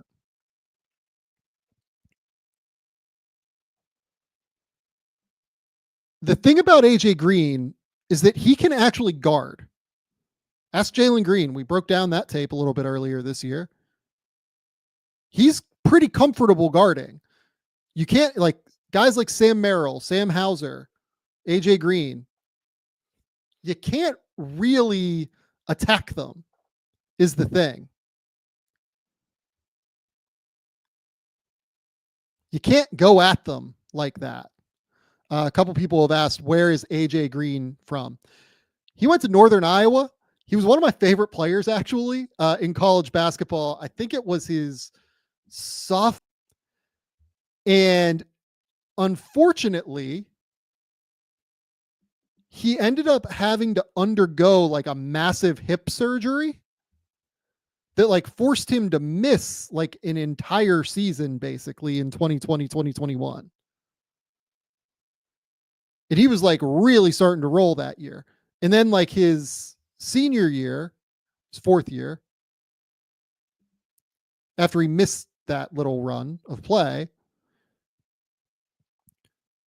it took him a minute to get back into it. But once he got back into it, he was really excellent again and was like a knockdown shooter and could play a little bit of point and was just a monster basically. But yeah, he's just like a kid from Cedar Falls who is incredibly gifted. And he was always like, he was like a top 100-ish recruit, to be clear. Like he went to Northern Iowa as like a top 100-ish recruit. Really good player. But, you know, a guy that had just a really bad hip injury and had to recover from it. And that's why he goes undrafted, really. Might have gone undrafted anyway because the archetype is weird and teams didn't value shooting quite as much in 2022. But he's great now. Like he's like a real fifth dude for Milwaukee to have out there. I think that he can really play. So like someone just compared him to Dalton Connect in the YouTube comments. He's a better player than Dalton Connect right now. Dalton can't guard anybody. AJ Green can actually guard is the thing. Like he knows where he has to be rotationally. He's pretty good on the ball. You can't really attack him. And they have him for another year at like 2.3 million. It's an enormous find for Milwaukee. It's a huge find.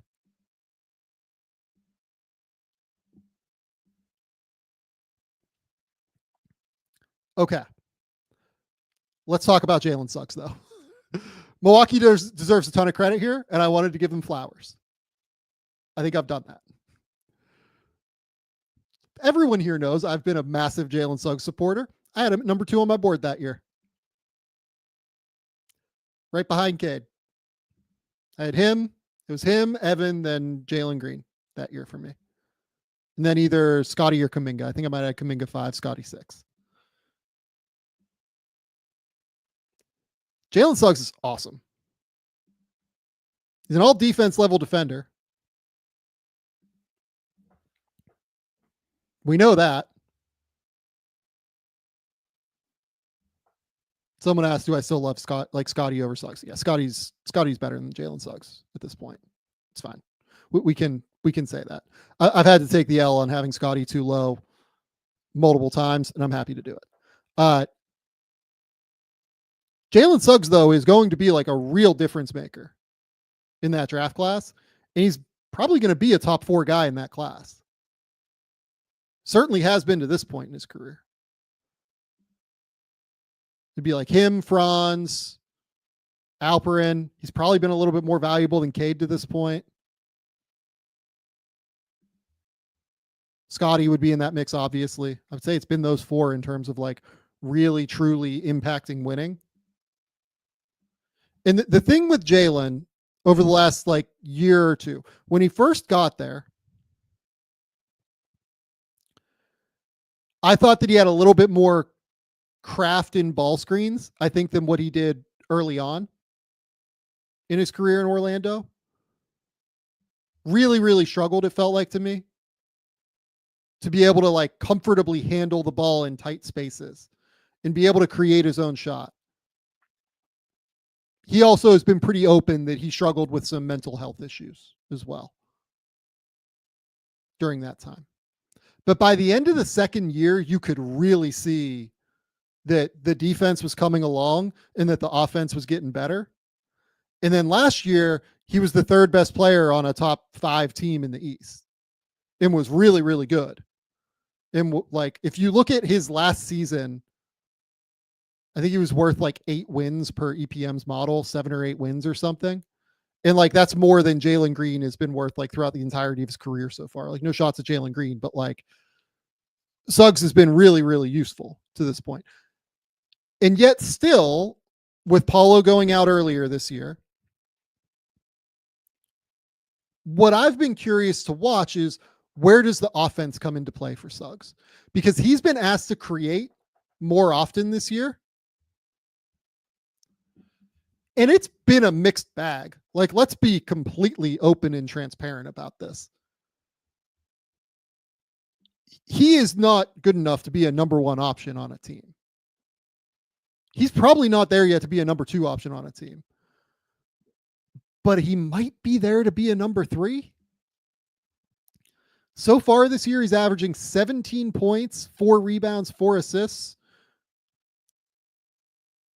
The percentages are quite poor because he's not shooting it as well from 3. But even with that said, he still has like a true shooting percentage. It's only 3 or 4 points below league average right now, which isn't catastrophic given that he's a guy that's asked to create a ton right now. And man, last night was kind of a big piece of the vision for him. We got to see how the handle has improved, like in a big way. We got to see some of the passing vision. He has 1 assist in this game. I'll just say the numbers now. He goes for 32 points on 26 shots, 9 rebounds, 1 assist, 4 steals. Was unbelievable defensively. The first 2 possessions we're going to show is, we're going to talk about defense.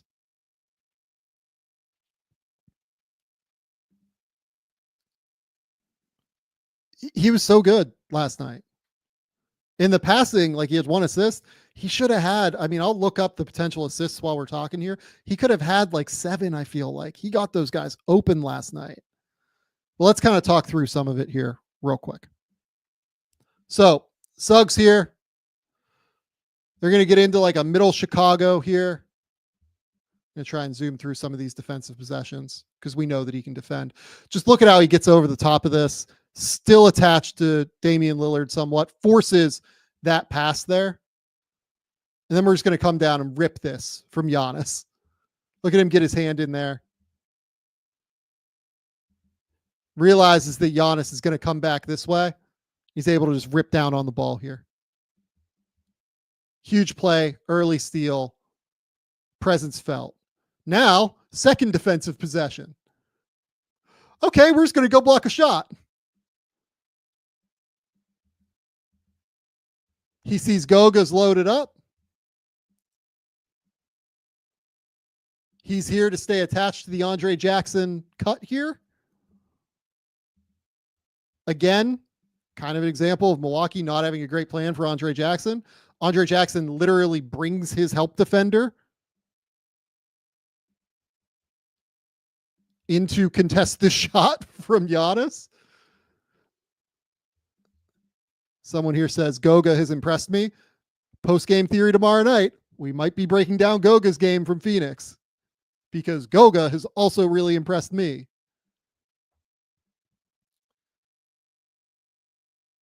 So here, now we're going to get into the offense. Ball screen. I love the tempo that Suggs plays at here. Forces Lillard into him a little bit to open up this angle to Tristan da Silva. It's a tough shot. Tough shot over a great rim protector in Brook Lopez. That's absolutely a layup that he just created. DHO into a rescreen.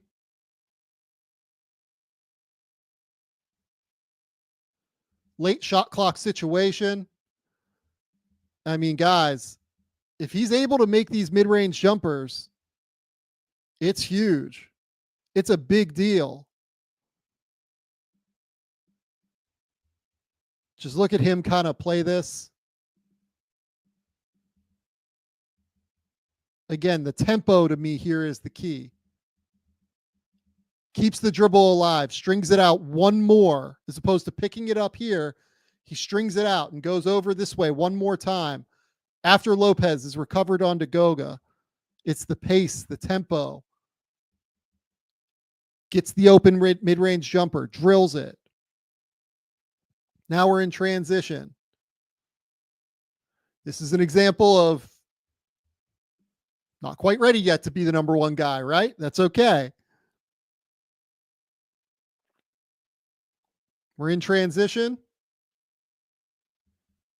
I like how he just kind of shrugs off Andre Jackson here. Honestly, I don't like taking a mid-range jumper with 17 seconds left on the shot clock. I think that's a bad idea. But look, he airballs it, right? Like you would hope that a real dude's not going to airball it, right? My guess is that when Jalen Suggs is, 25, 26 as opposed to 23 years old, he probably doesn't airball that one. But that's the difference between him and, a real number one, number two guy right now. He's not that. But then defensively, just sagging in. Why is he sagging in here?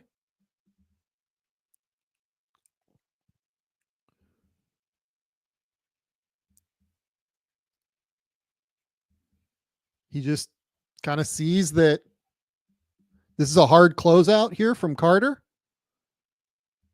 Recognizes that Lopez might be able to beat him. So he steps up here. I think knowing that KCP has to be available on the roll here. Unbelievable hand-eye coordination to get the steal. And then we're just out running. Foul. The fact that he's using this many offensive possessions and still just absolutely ripping these dudes on defense is crazy to me. So this one, he's basically the drop defender, right? This is a 4-1 ball screen action. He gets his hand in there, gets the steal. Starts a transition break, right? Took 26 shots last night, and he was still unbelievable on defense. Now we're up in Damian Lillard's grill, 45 feet from the rim. Yeah, he beats him, but oh, wait. We're going to go get this one.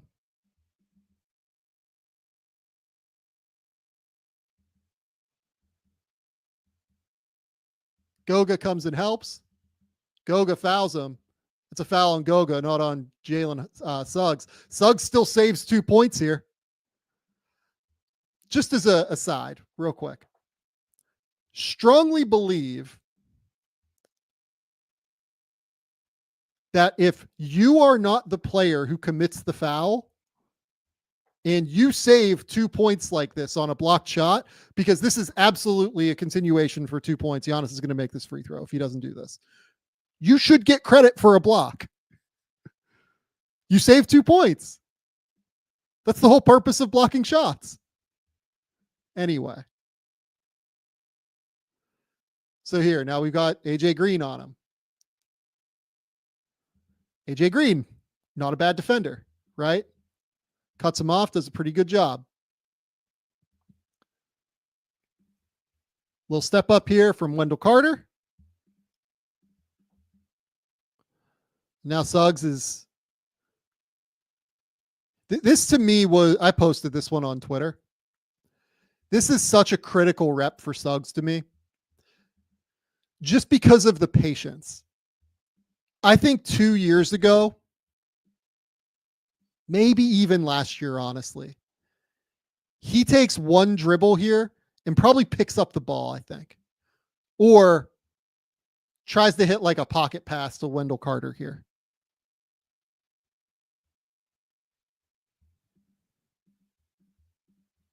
This year, he keeps it alive. He snakes it. He puts AJ Green on his back. He's patient. He's just patiently working his way in. And why that patience is important here is look what it gives Wendell Carter time to do on his roll. He just seals off Giannis here.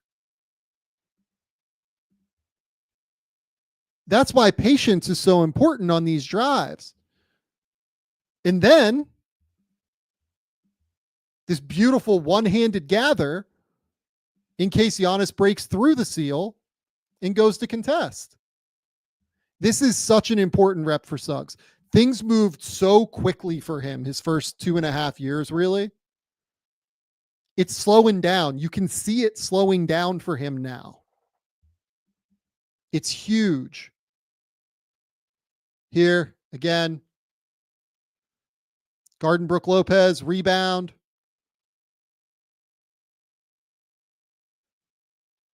Dishes the ball out. Miss a shot, right?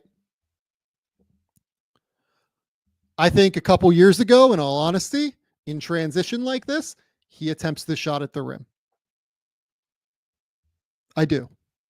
Part of an issue with him was taking bad shots at bad times, getting too sped up. But here, eyes are up. He's looking. He sees Cole Anthony wide open. These plays add up to real points. And I know that Cole Anthony didn't convert that one. That's the second one. They add up. Here, Gary Trent overplays. Again, look at Suggs. Patiently just keeping Gary Trent on his hip. Engaging Brook Lopez. The touch sometimes fails him. He throws this ball really fucking hard off the glass here. That ball came very awkwardly off of the rim and glass.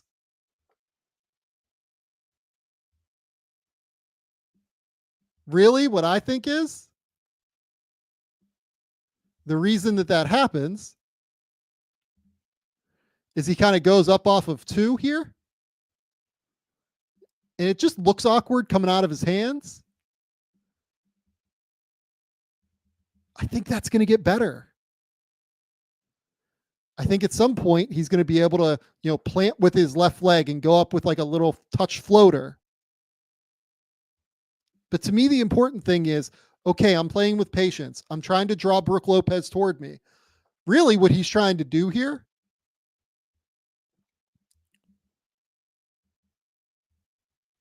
he's trying to draw Brook over this way. You can see him. He's actually angling his drive out this way so that Goga can roll to the rim.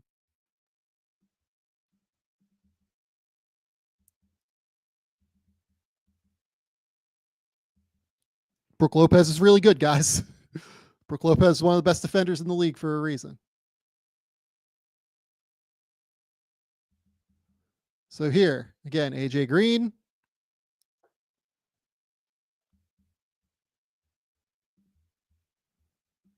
Screen. Lopez is at the level here, which is a little bit odd. AJ Green gets right back in front. That's good defense, but that's better offense, right? Again, just methodically. Using his frame. trying to get as deep as he can here against Green. And then just getting to his little fadeaway. That shot looks a lot more on balance and comfortable, even though it's a fadeaway, than the last one to me, where he's like kind of leaning forward a little bit. This one looks pretty comfortable. He just drills it. That's why I think that there are flashes that the overall touch is going to improve, because there are flashes where the touch is pretty good. It's a balance issue for me a lot of the time more than anything. So this one, he just tries to get downhill. Again, he's a lot better when he's playing at pace. A lot of the time, he doesn't really play at pace. Here, he just kind of runs down. 18 seconds left on the shot clock.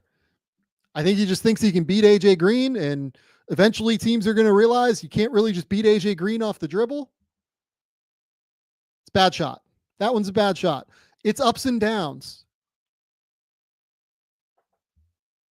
But when you add to the fact that there are these ups on offense, when he's also one of the 5 best perimeter defenders in the league, it's huge. Now we're just going to cross him up and drill this 3. I mean, look, if we're hitting these mid-range shots, we've seen him hit a mid-range fadeaway going toward his right. We've seen him hit a one-hand gather scoop shot off of a patient drive, and we've seen a turnaround fadeaway going to his left. And now we're seeing a step back, right to left crossover going back to his left from 3. And he's drilling it. That's pretty sick. And look, you can agree, you can disagree. I mean, I'm telling you, the all defense guys, who I make fun of sometimes, like the voters on all defense, they agreed with me. They had him all defense last year. Suggs is a top 5 all defense, or top 5 guard defender in the league. I don't even know that that's like a discussion at this point. So here, speed. I mean, this is sick too.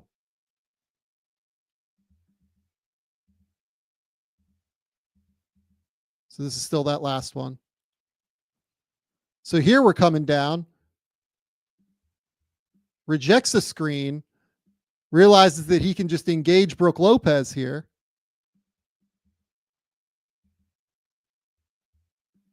Look at that. High pickup.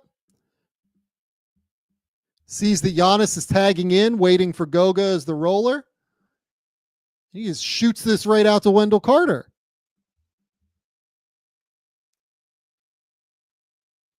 Again, misses. A lot of potential assists here. Like, he could have had 5 or 6 assists. This one, you know, again, I think that he's hunting right now because he knows that they need him to hunt shots. 20 seconds left on the shot clock. I don't love this shot. I think if Franz Wagner and Paulo were playing, this is not it. This is not what you want. And he wouldn't take this if they were playing. Here, I think he's kind of trying to hunt a little bit. But what do? We go and force another turnover. We miss the shot, and we're always getting back. Second efforts, third efforts, always there. He doesn't get credit for a steal here because it ends up being a kickball from Giannis. But that's another steal, basically, that he didn't get credit for. Ball screen. I mean, guys, like, this one, we're hitting like live dribble passes to the roller here. Engages Bobby Portis, brings Portis up here, sees that Wendell Carter is over there, and that Goga has this wide open lane. This is what we call live dribble passing. This is stuff that like Trae Young does great. great guards do this. A lot of guards have to jump stop to pass, right? A lot of really good ones. Like I would say Jalen Brunson is not a fantastic live dribble passer. But being able to do this off of a live dribble, John Morant's, maybe the best one. Him and Trae are probably the two best ones in the league, I would say.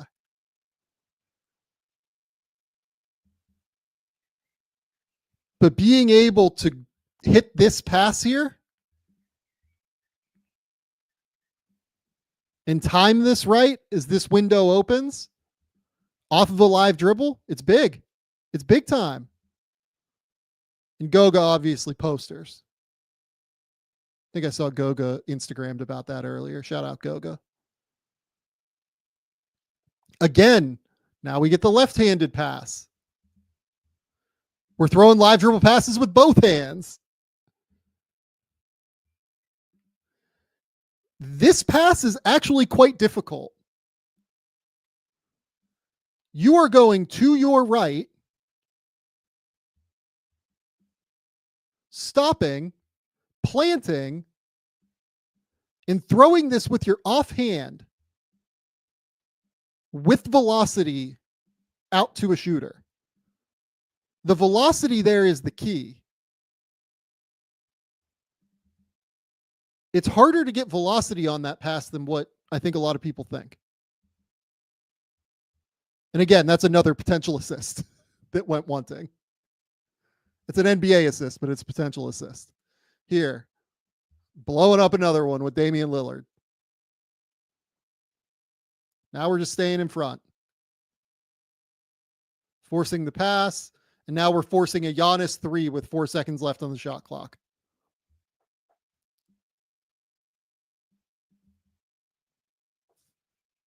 So he had 26 points, could have had a bunch of assists, and he played awesome defense. Look at him chasing here. Forces the pass from Lillard back to Green. Okay, now he's just going to get the steal coming back.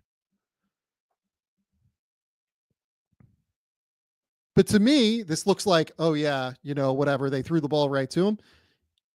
He deserves this because of the work he did getting over the top here and stopping Lillard from taking the pull-up. And yeah, it's a shit pass, but he did great work there. And Lillard does a great job stopping him from getting the easy bucket.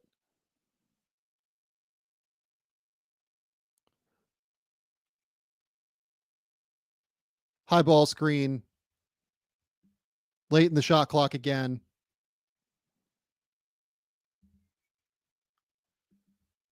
I just love that little hesitation. Look at the balance here on the shot. Drills it. Those aren't always going to go in. That one's a bit of a luckier shot. But when you're feeling it, you're feeling it. This one.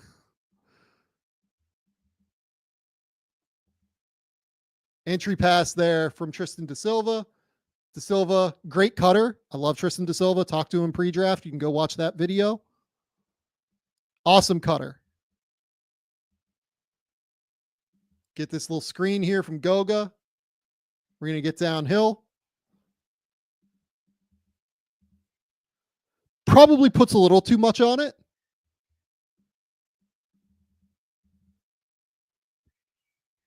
But I mean, almost hits him in the face.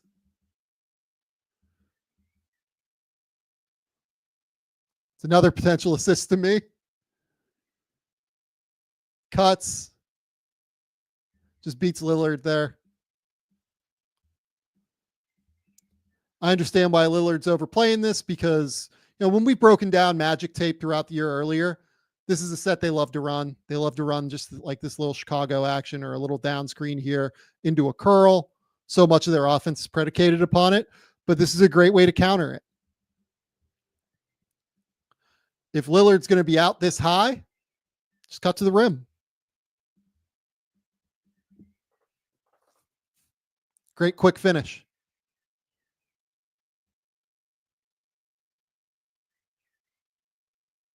Comes and gets the ball. Now we're going to get downhill. Kick out to De Silva.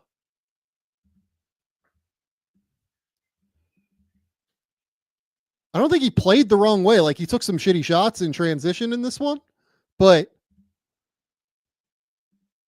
again, lefty, this time he gathers, but he puts it right on him with the left hand.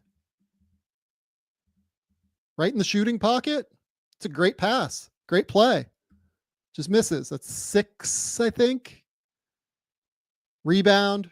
Now we're out in transition. And he just beats Giannis down the court, but Giannis is too long. This is one of those examples of, okay.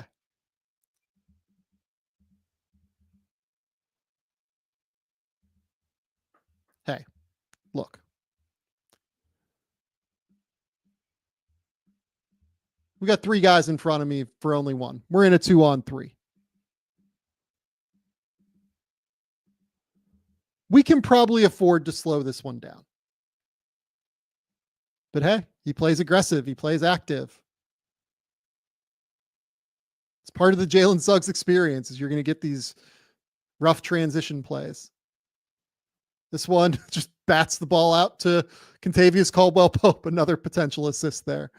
He has such high feel. That's the thing for like a player that does shit like this. This is like kind of a bad play to me.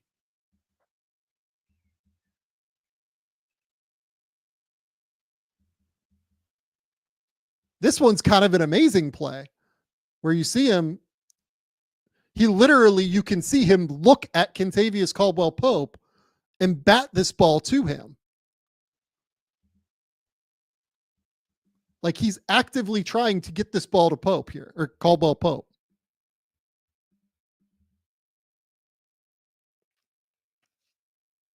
Yeah. It's pretty awesome. That's number 8 on the potential assist tracker, right? So ball screen. Does a great job feeding Goga here. Goga just misses. Now we're into the 4th. Again, just bothering the shit out of Lillard. Forcing this turnover in some respect at the point of attack.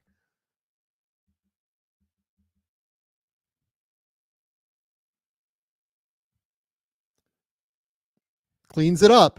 Always fighting. Always scratching. Always plays harder.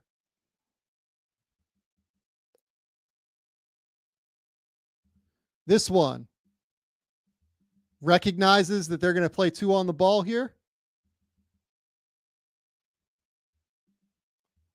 He's going to find that little crease here. He knows he's faster than Gary Trent. He's just going to split it, right?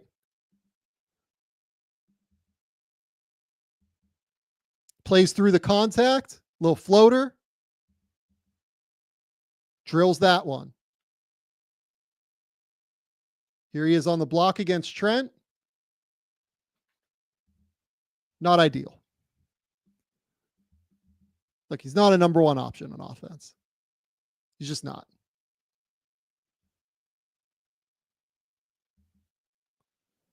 Loses control of that one. But hey, stuff happens. This one gets himself in perfect position on the offensive glass. Makes the layup. Just reads it coming out of the hand, right? You can literally see him like see where he thinks this ball is going to go, and he reads it faster than everybody else. Gets the opposite side of the rim like you're supposed to.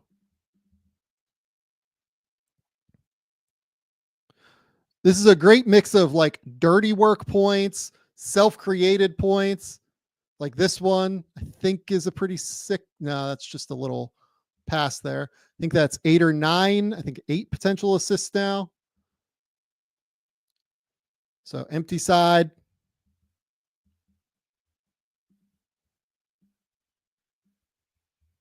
Going to get here.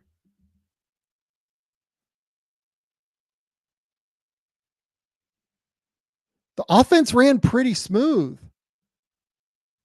This one, he just drills to tie it.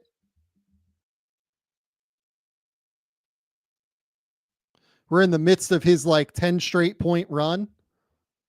I think he just sees Bobby Portis here and feels, all right, Bobby's not coming above the level here, so I'm just going to be able to pull this. Takes it, drills it. Now we're out in transition, just beats AJ Green down the court. He's a serious athlete.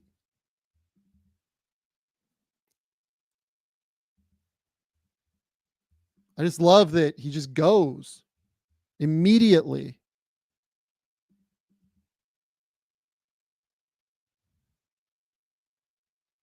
Guy plays so hard. He plays hard and there's skill here. Like, look at this crossover. This was the one that I thought it was going to be.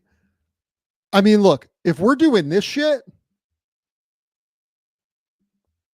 and we're combining it with like all defense level defense. Okay, right, inside out, between the legs, crossover, going to his right, which for a right-handed shooter is much more difficult.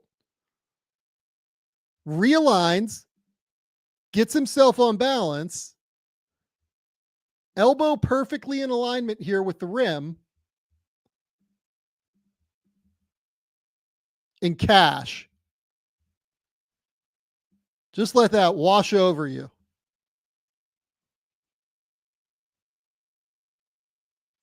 That's real shake. That is nasty. He is 23. That's the thing here. Like, he is still very young. And now we're going to get into the plays where, like, okay, probably not a number one guy, right? So Damian Lillard switched on to you.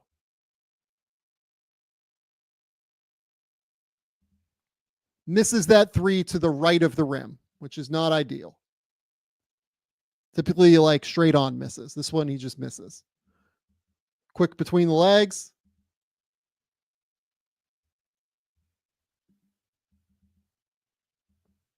Just fires.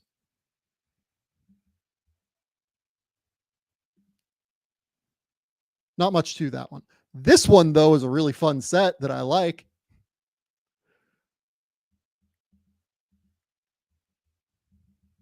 So he's here to start this. Down screen from Jet Howard for KCP to come up. He kind of fakes like he's going to screen Jackson here for Howard to shoot up this way. Doesn't do it. Instead, he rolls all the way around here, gets to here where Wendell Carter is waiting for a screen there. Again, like on the move like this, I think the mechanics are okay. He just misses it. But like that's wrong footed. Like he's going up left leg in front of the right really hard. Realigns though, really elevates. Just short, right? Just short. But man, that's a hell of a game. That's a hell of a game from Jalen Suggs. I see people talking in the comments about all NBA for Jalen Suggs. We're nowhere near that level, guys. I love Jalen Suggs as much as anybody in the league, probably. We're not there. We're at a like level below Derek White still. But Derek White, probably one of the 30 most valuable players in the league right now. So to even be there, pretty good. And the key is that he's 23 years old, and you can see some of the athleticism and the shake that Derek White didn't have. Oh, by the way, do you guys know when Derek White got to the NBA?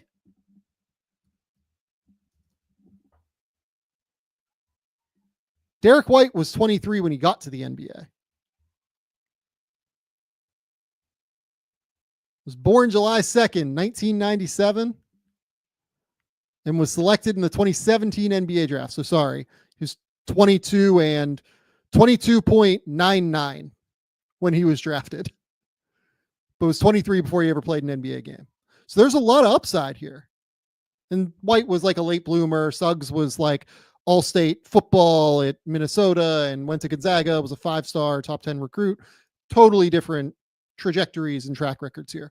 But part of what I love about the Jalen Suggs journey is that at this point is that he was that. He was that guy. He was that player that was a top 10 recruit, goes number 4 in the draft. Number 5, sorry. I think he went 5.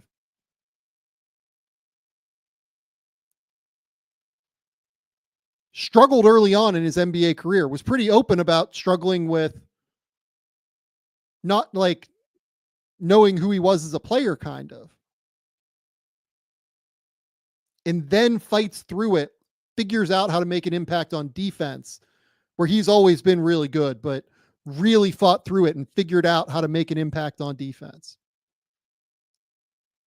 Now, as he's able to play on the court in the NBA and be a really high-level, impactful player, now the other stuff is coming because he's getting the experience. Part of what drives me a little bit crazy about some young players, not all of them, like this is a very specific kind of young player, is that they don't do the work to improve the off-ball stuff. When the off-ball stuff is what's going to get you on the court and allow you to adjust to the speed of the game, which is the key thing for improving your on-ball game. So, Kawhi Leonard's a really great example of this, right? Kawhi Leonard's defense got him on the court so early, and he had the crazy shot improvement that's outlier level shot improvement. But he got a chance to see it and be like a 3rd or 4th option very early in his career. And then he grew beyond that. And I'm not saying Suggs is going to be Kawhi and be one of the 30 best players, 40 best players of all time, whatever Kawhi is. But growing, fighting through that adversity, and coming out on the other side of it, I think that makes you realize that the improvement has to keep coming. You have to keep improving. You can't get stagnant. You can't stagnate, period. And he knows as well as anybody now, because he's been very open with it, that if you lose confidence, you're dead. And that's why, on some level, it frustrates me when he takes those shitty shots and runs out in transition and does stuff. But it also lets me know that the confidence is still there, too. And obviously the confidence was there. But yeah, no, I think he has a real chance to be a serious impact player. Real chance to be. He's going to be an impact player for so many playoff games. So many huge moments for the Orlando Magic. He's going to keep getting better as a shooter. Look, I think he's this era's Drew Holiday. I do. He's different than Drew. Drew was always a little bit more physically imposing. Drew's like 205 pounds. Suggs, he might get that like kind of muscle at some point. And I think that he actually does weigh like right around like 200 pounds. But they're always like slightly different in terms of like craft, and they're slightly different in the way that they kind of go about it, right? They're different in, Holiday used his frame really well always, and Suggs is faster and getting downhill, just like they're different in the way they go about it. But I think that kind of impact is what he's going to be. I think he's going to be one of the best defenders in the league for a long, long time. And I think he's going to be a monster, not a monster offensive player, but a really good offensive player who knows his role, consistently cuts. And then when you need him to step up on the ball, he can step up on the ball too. I'm kind of assuming at some point he'll be on an Olympic team. Because if I was Team USA, I would love having his defense. I don't know if he'll be on the 2028 Olympic team, but maybe in 8 years he'll still only be 30 or whatever. There's a lot there. There's a lot here for Jalen Suggs, and these last couple of games, the Phoenix game, shouldn't ignore that one either. He was really good in that game offensively. He had 26 points, 8 for 18 shooting, 4 for 10 from 3. But yeah, if he's right around, 17 points, 18 points, 19 points per game, playing elite level defense, 4 rebounds, 4 assists, that's borderline all-star quality.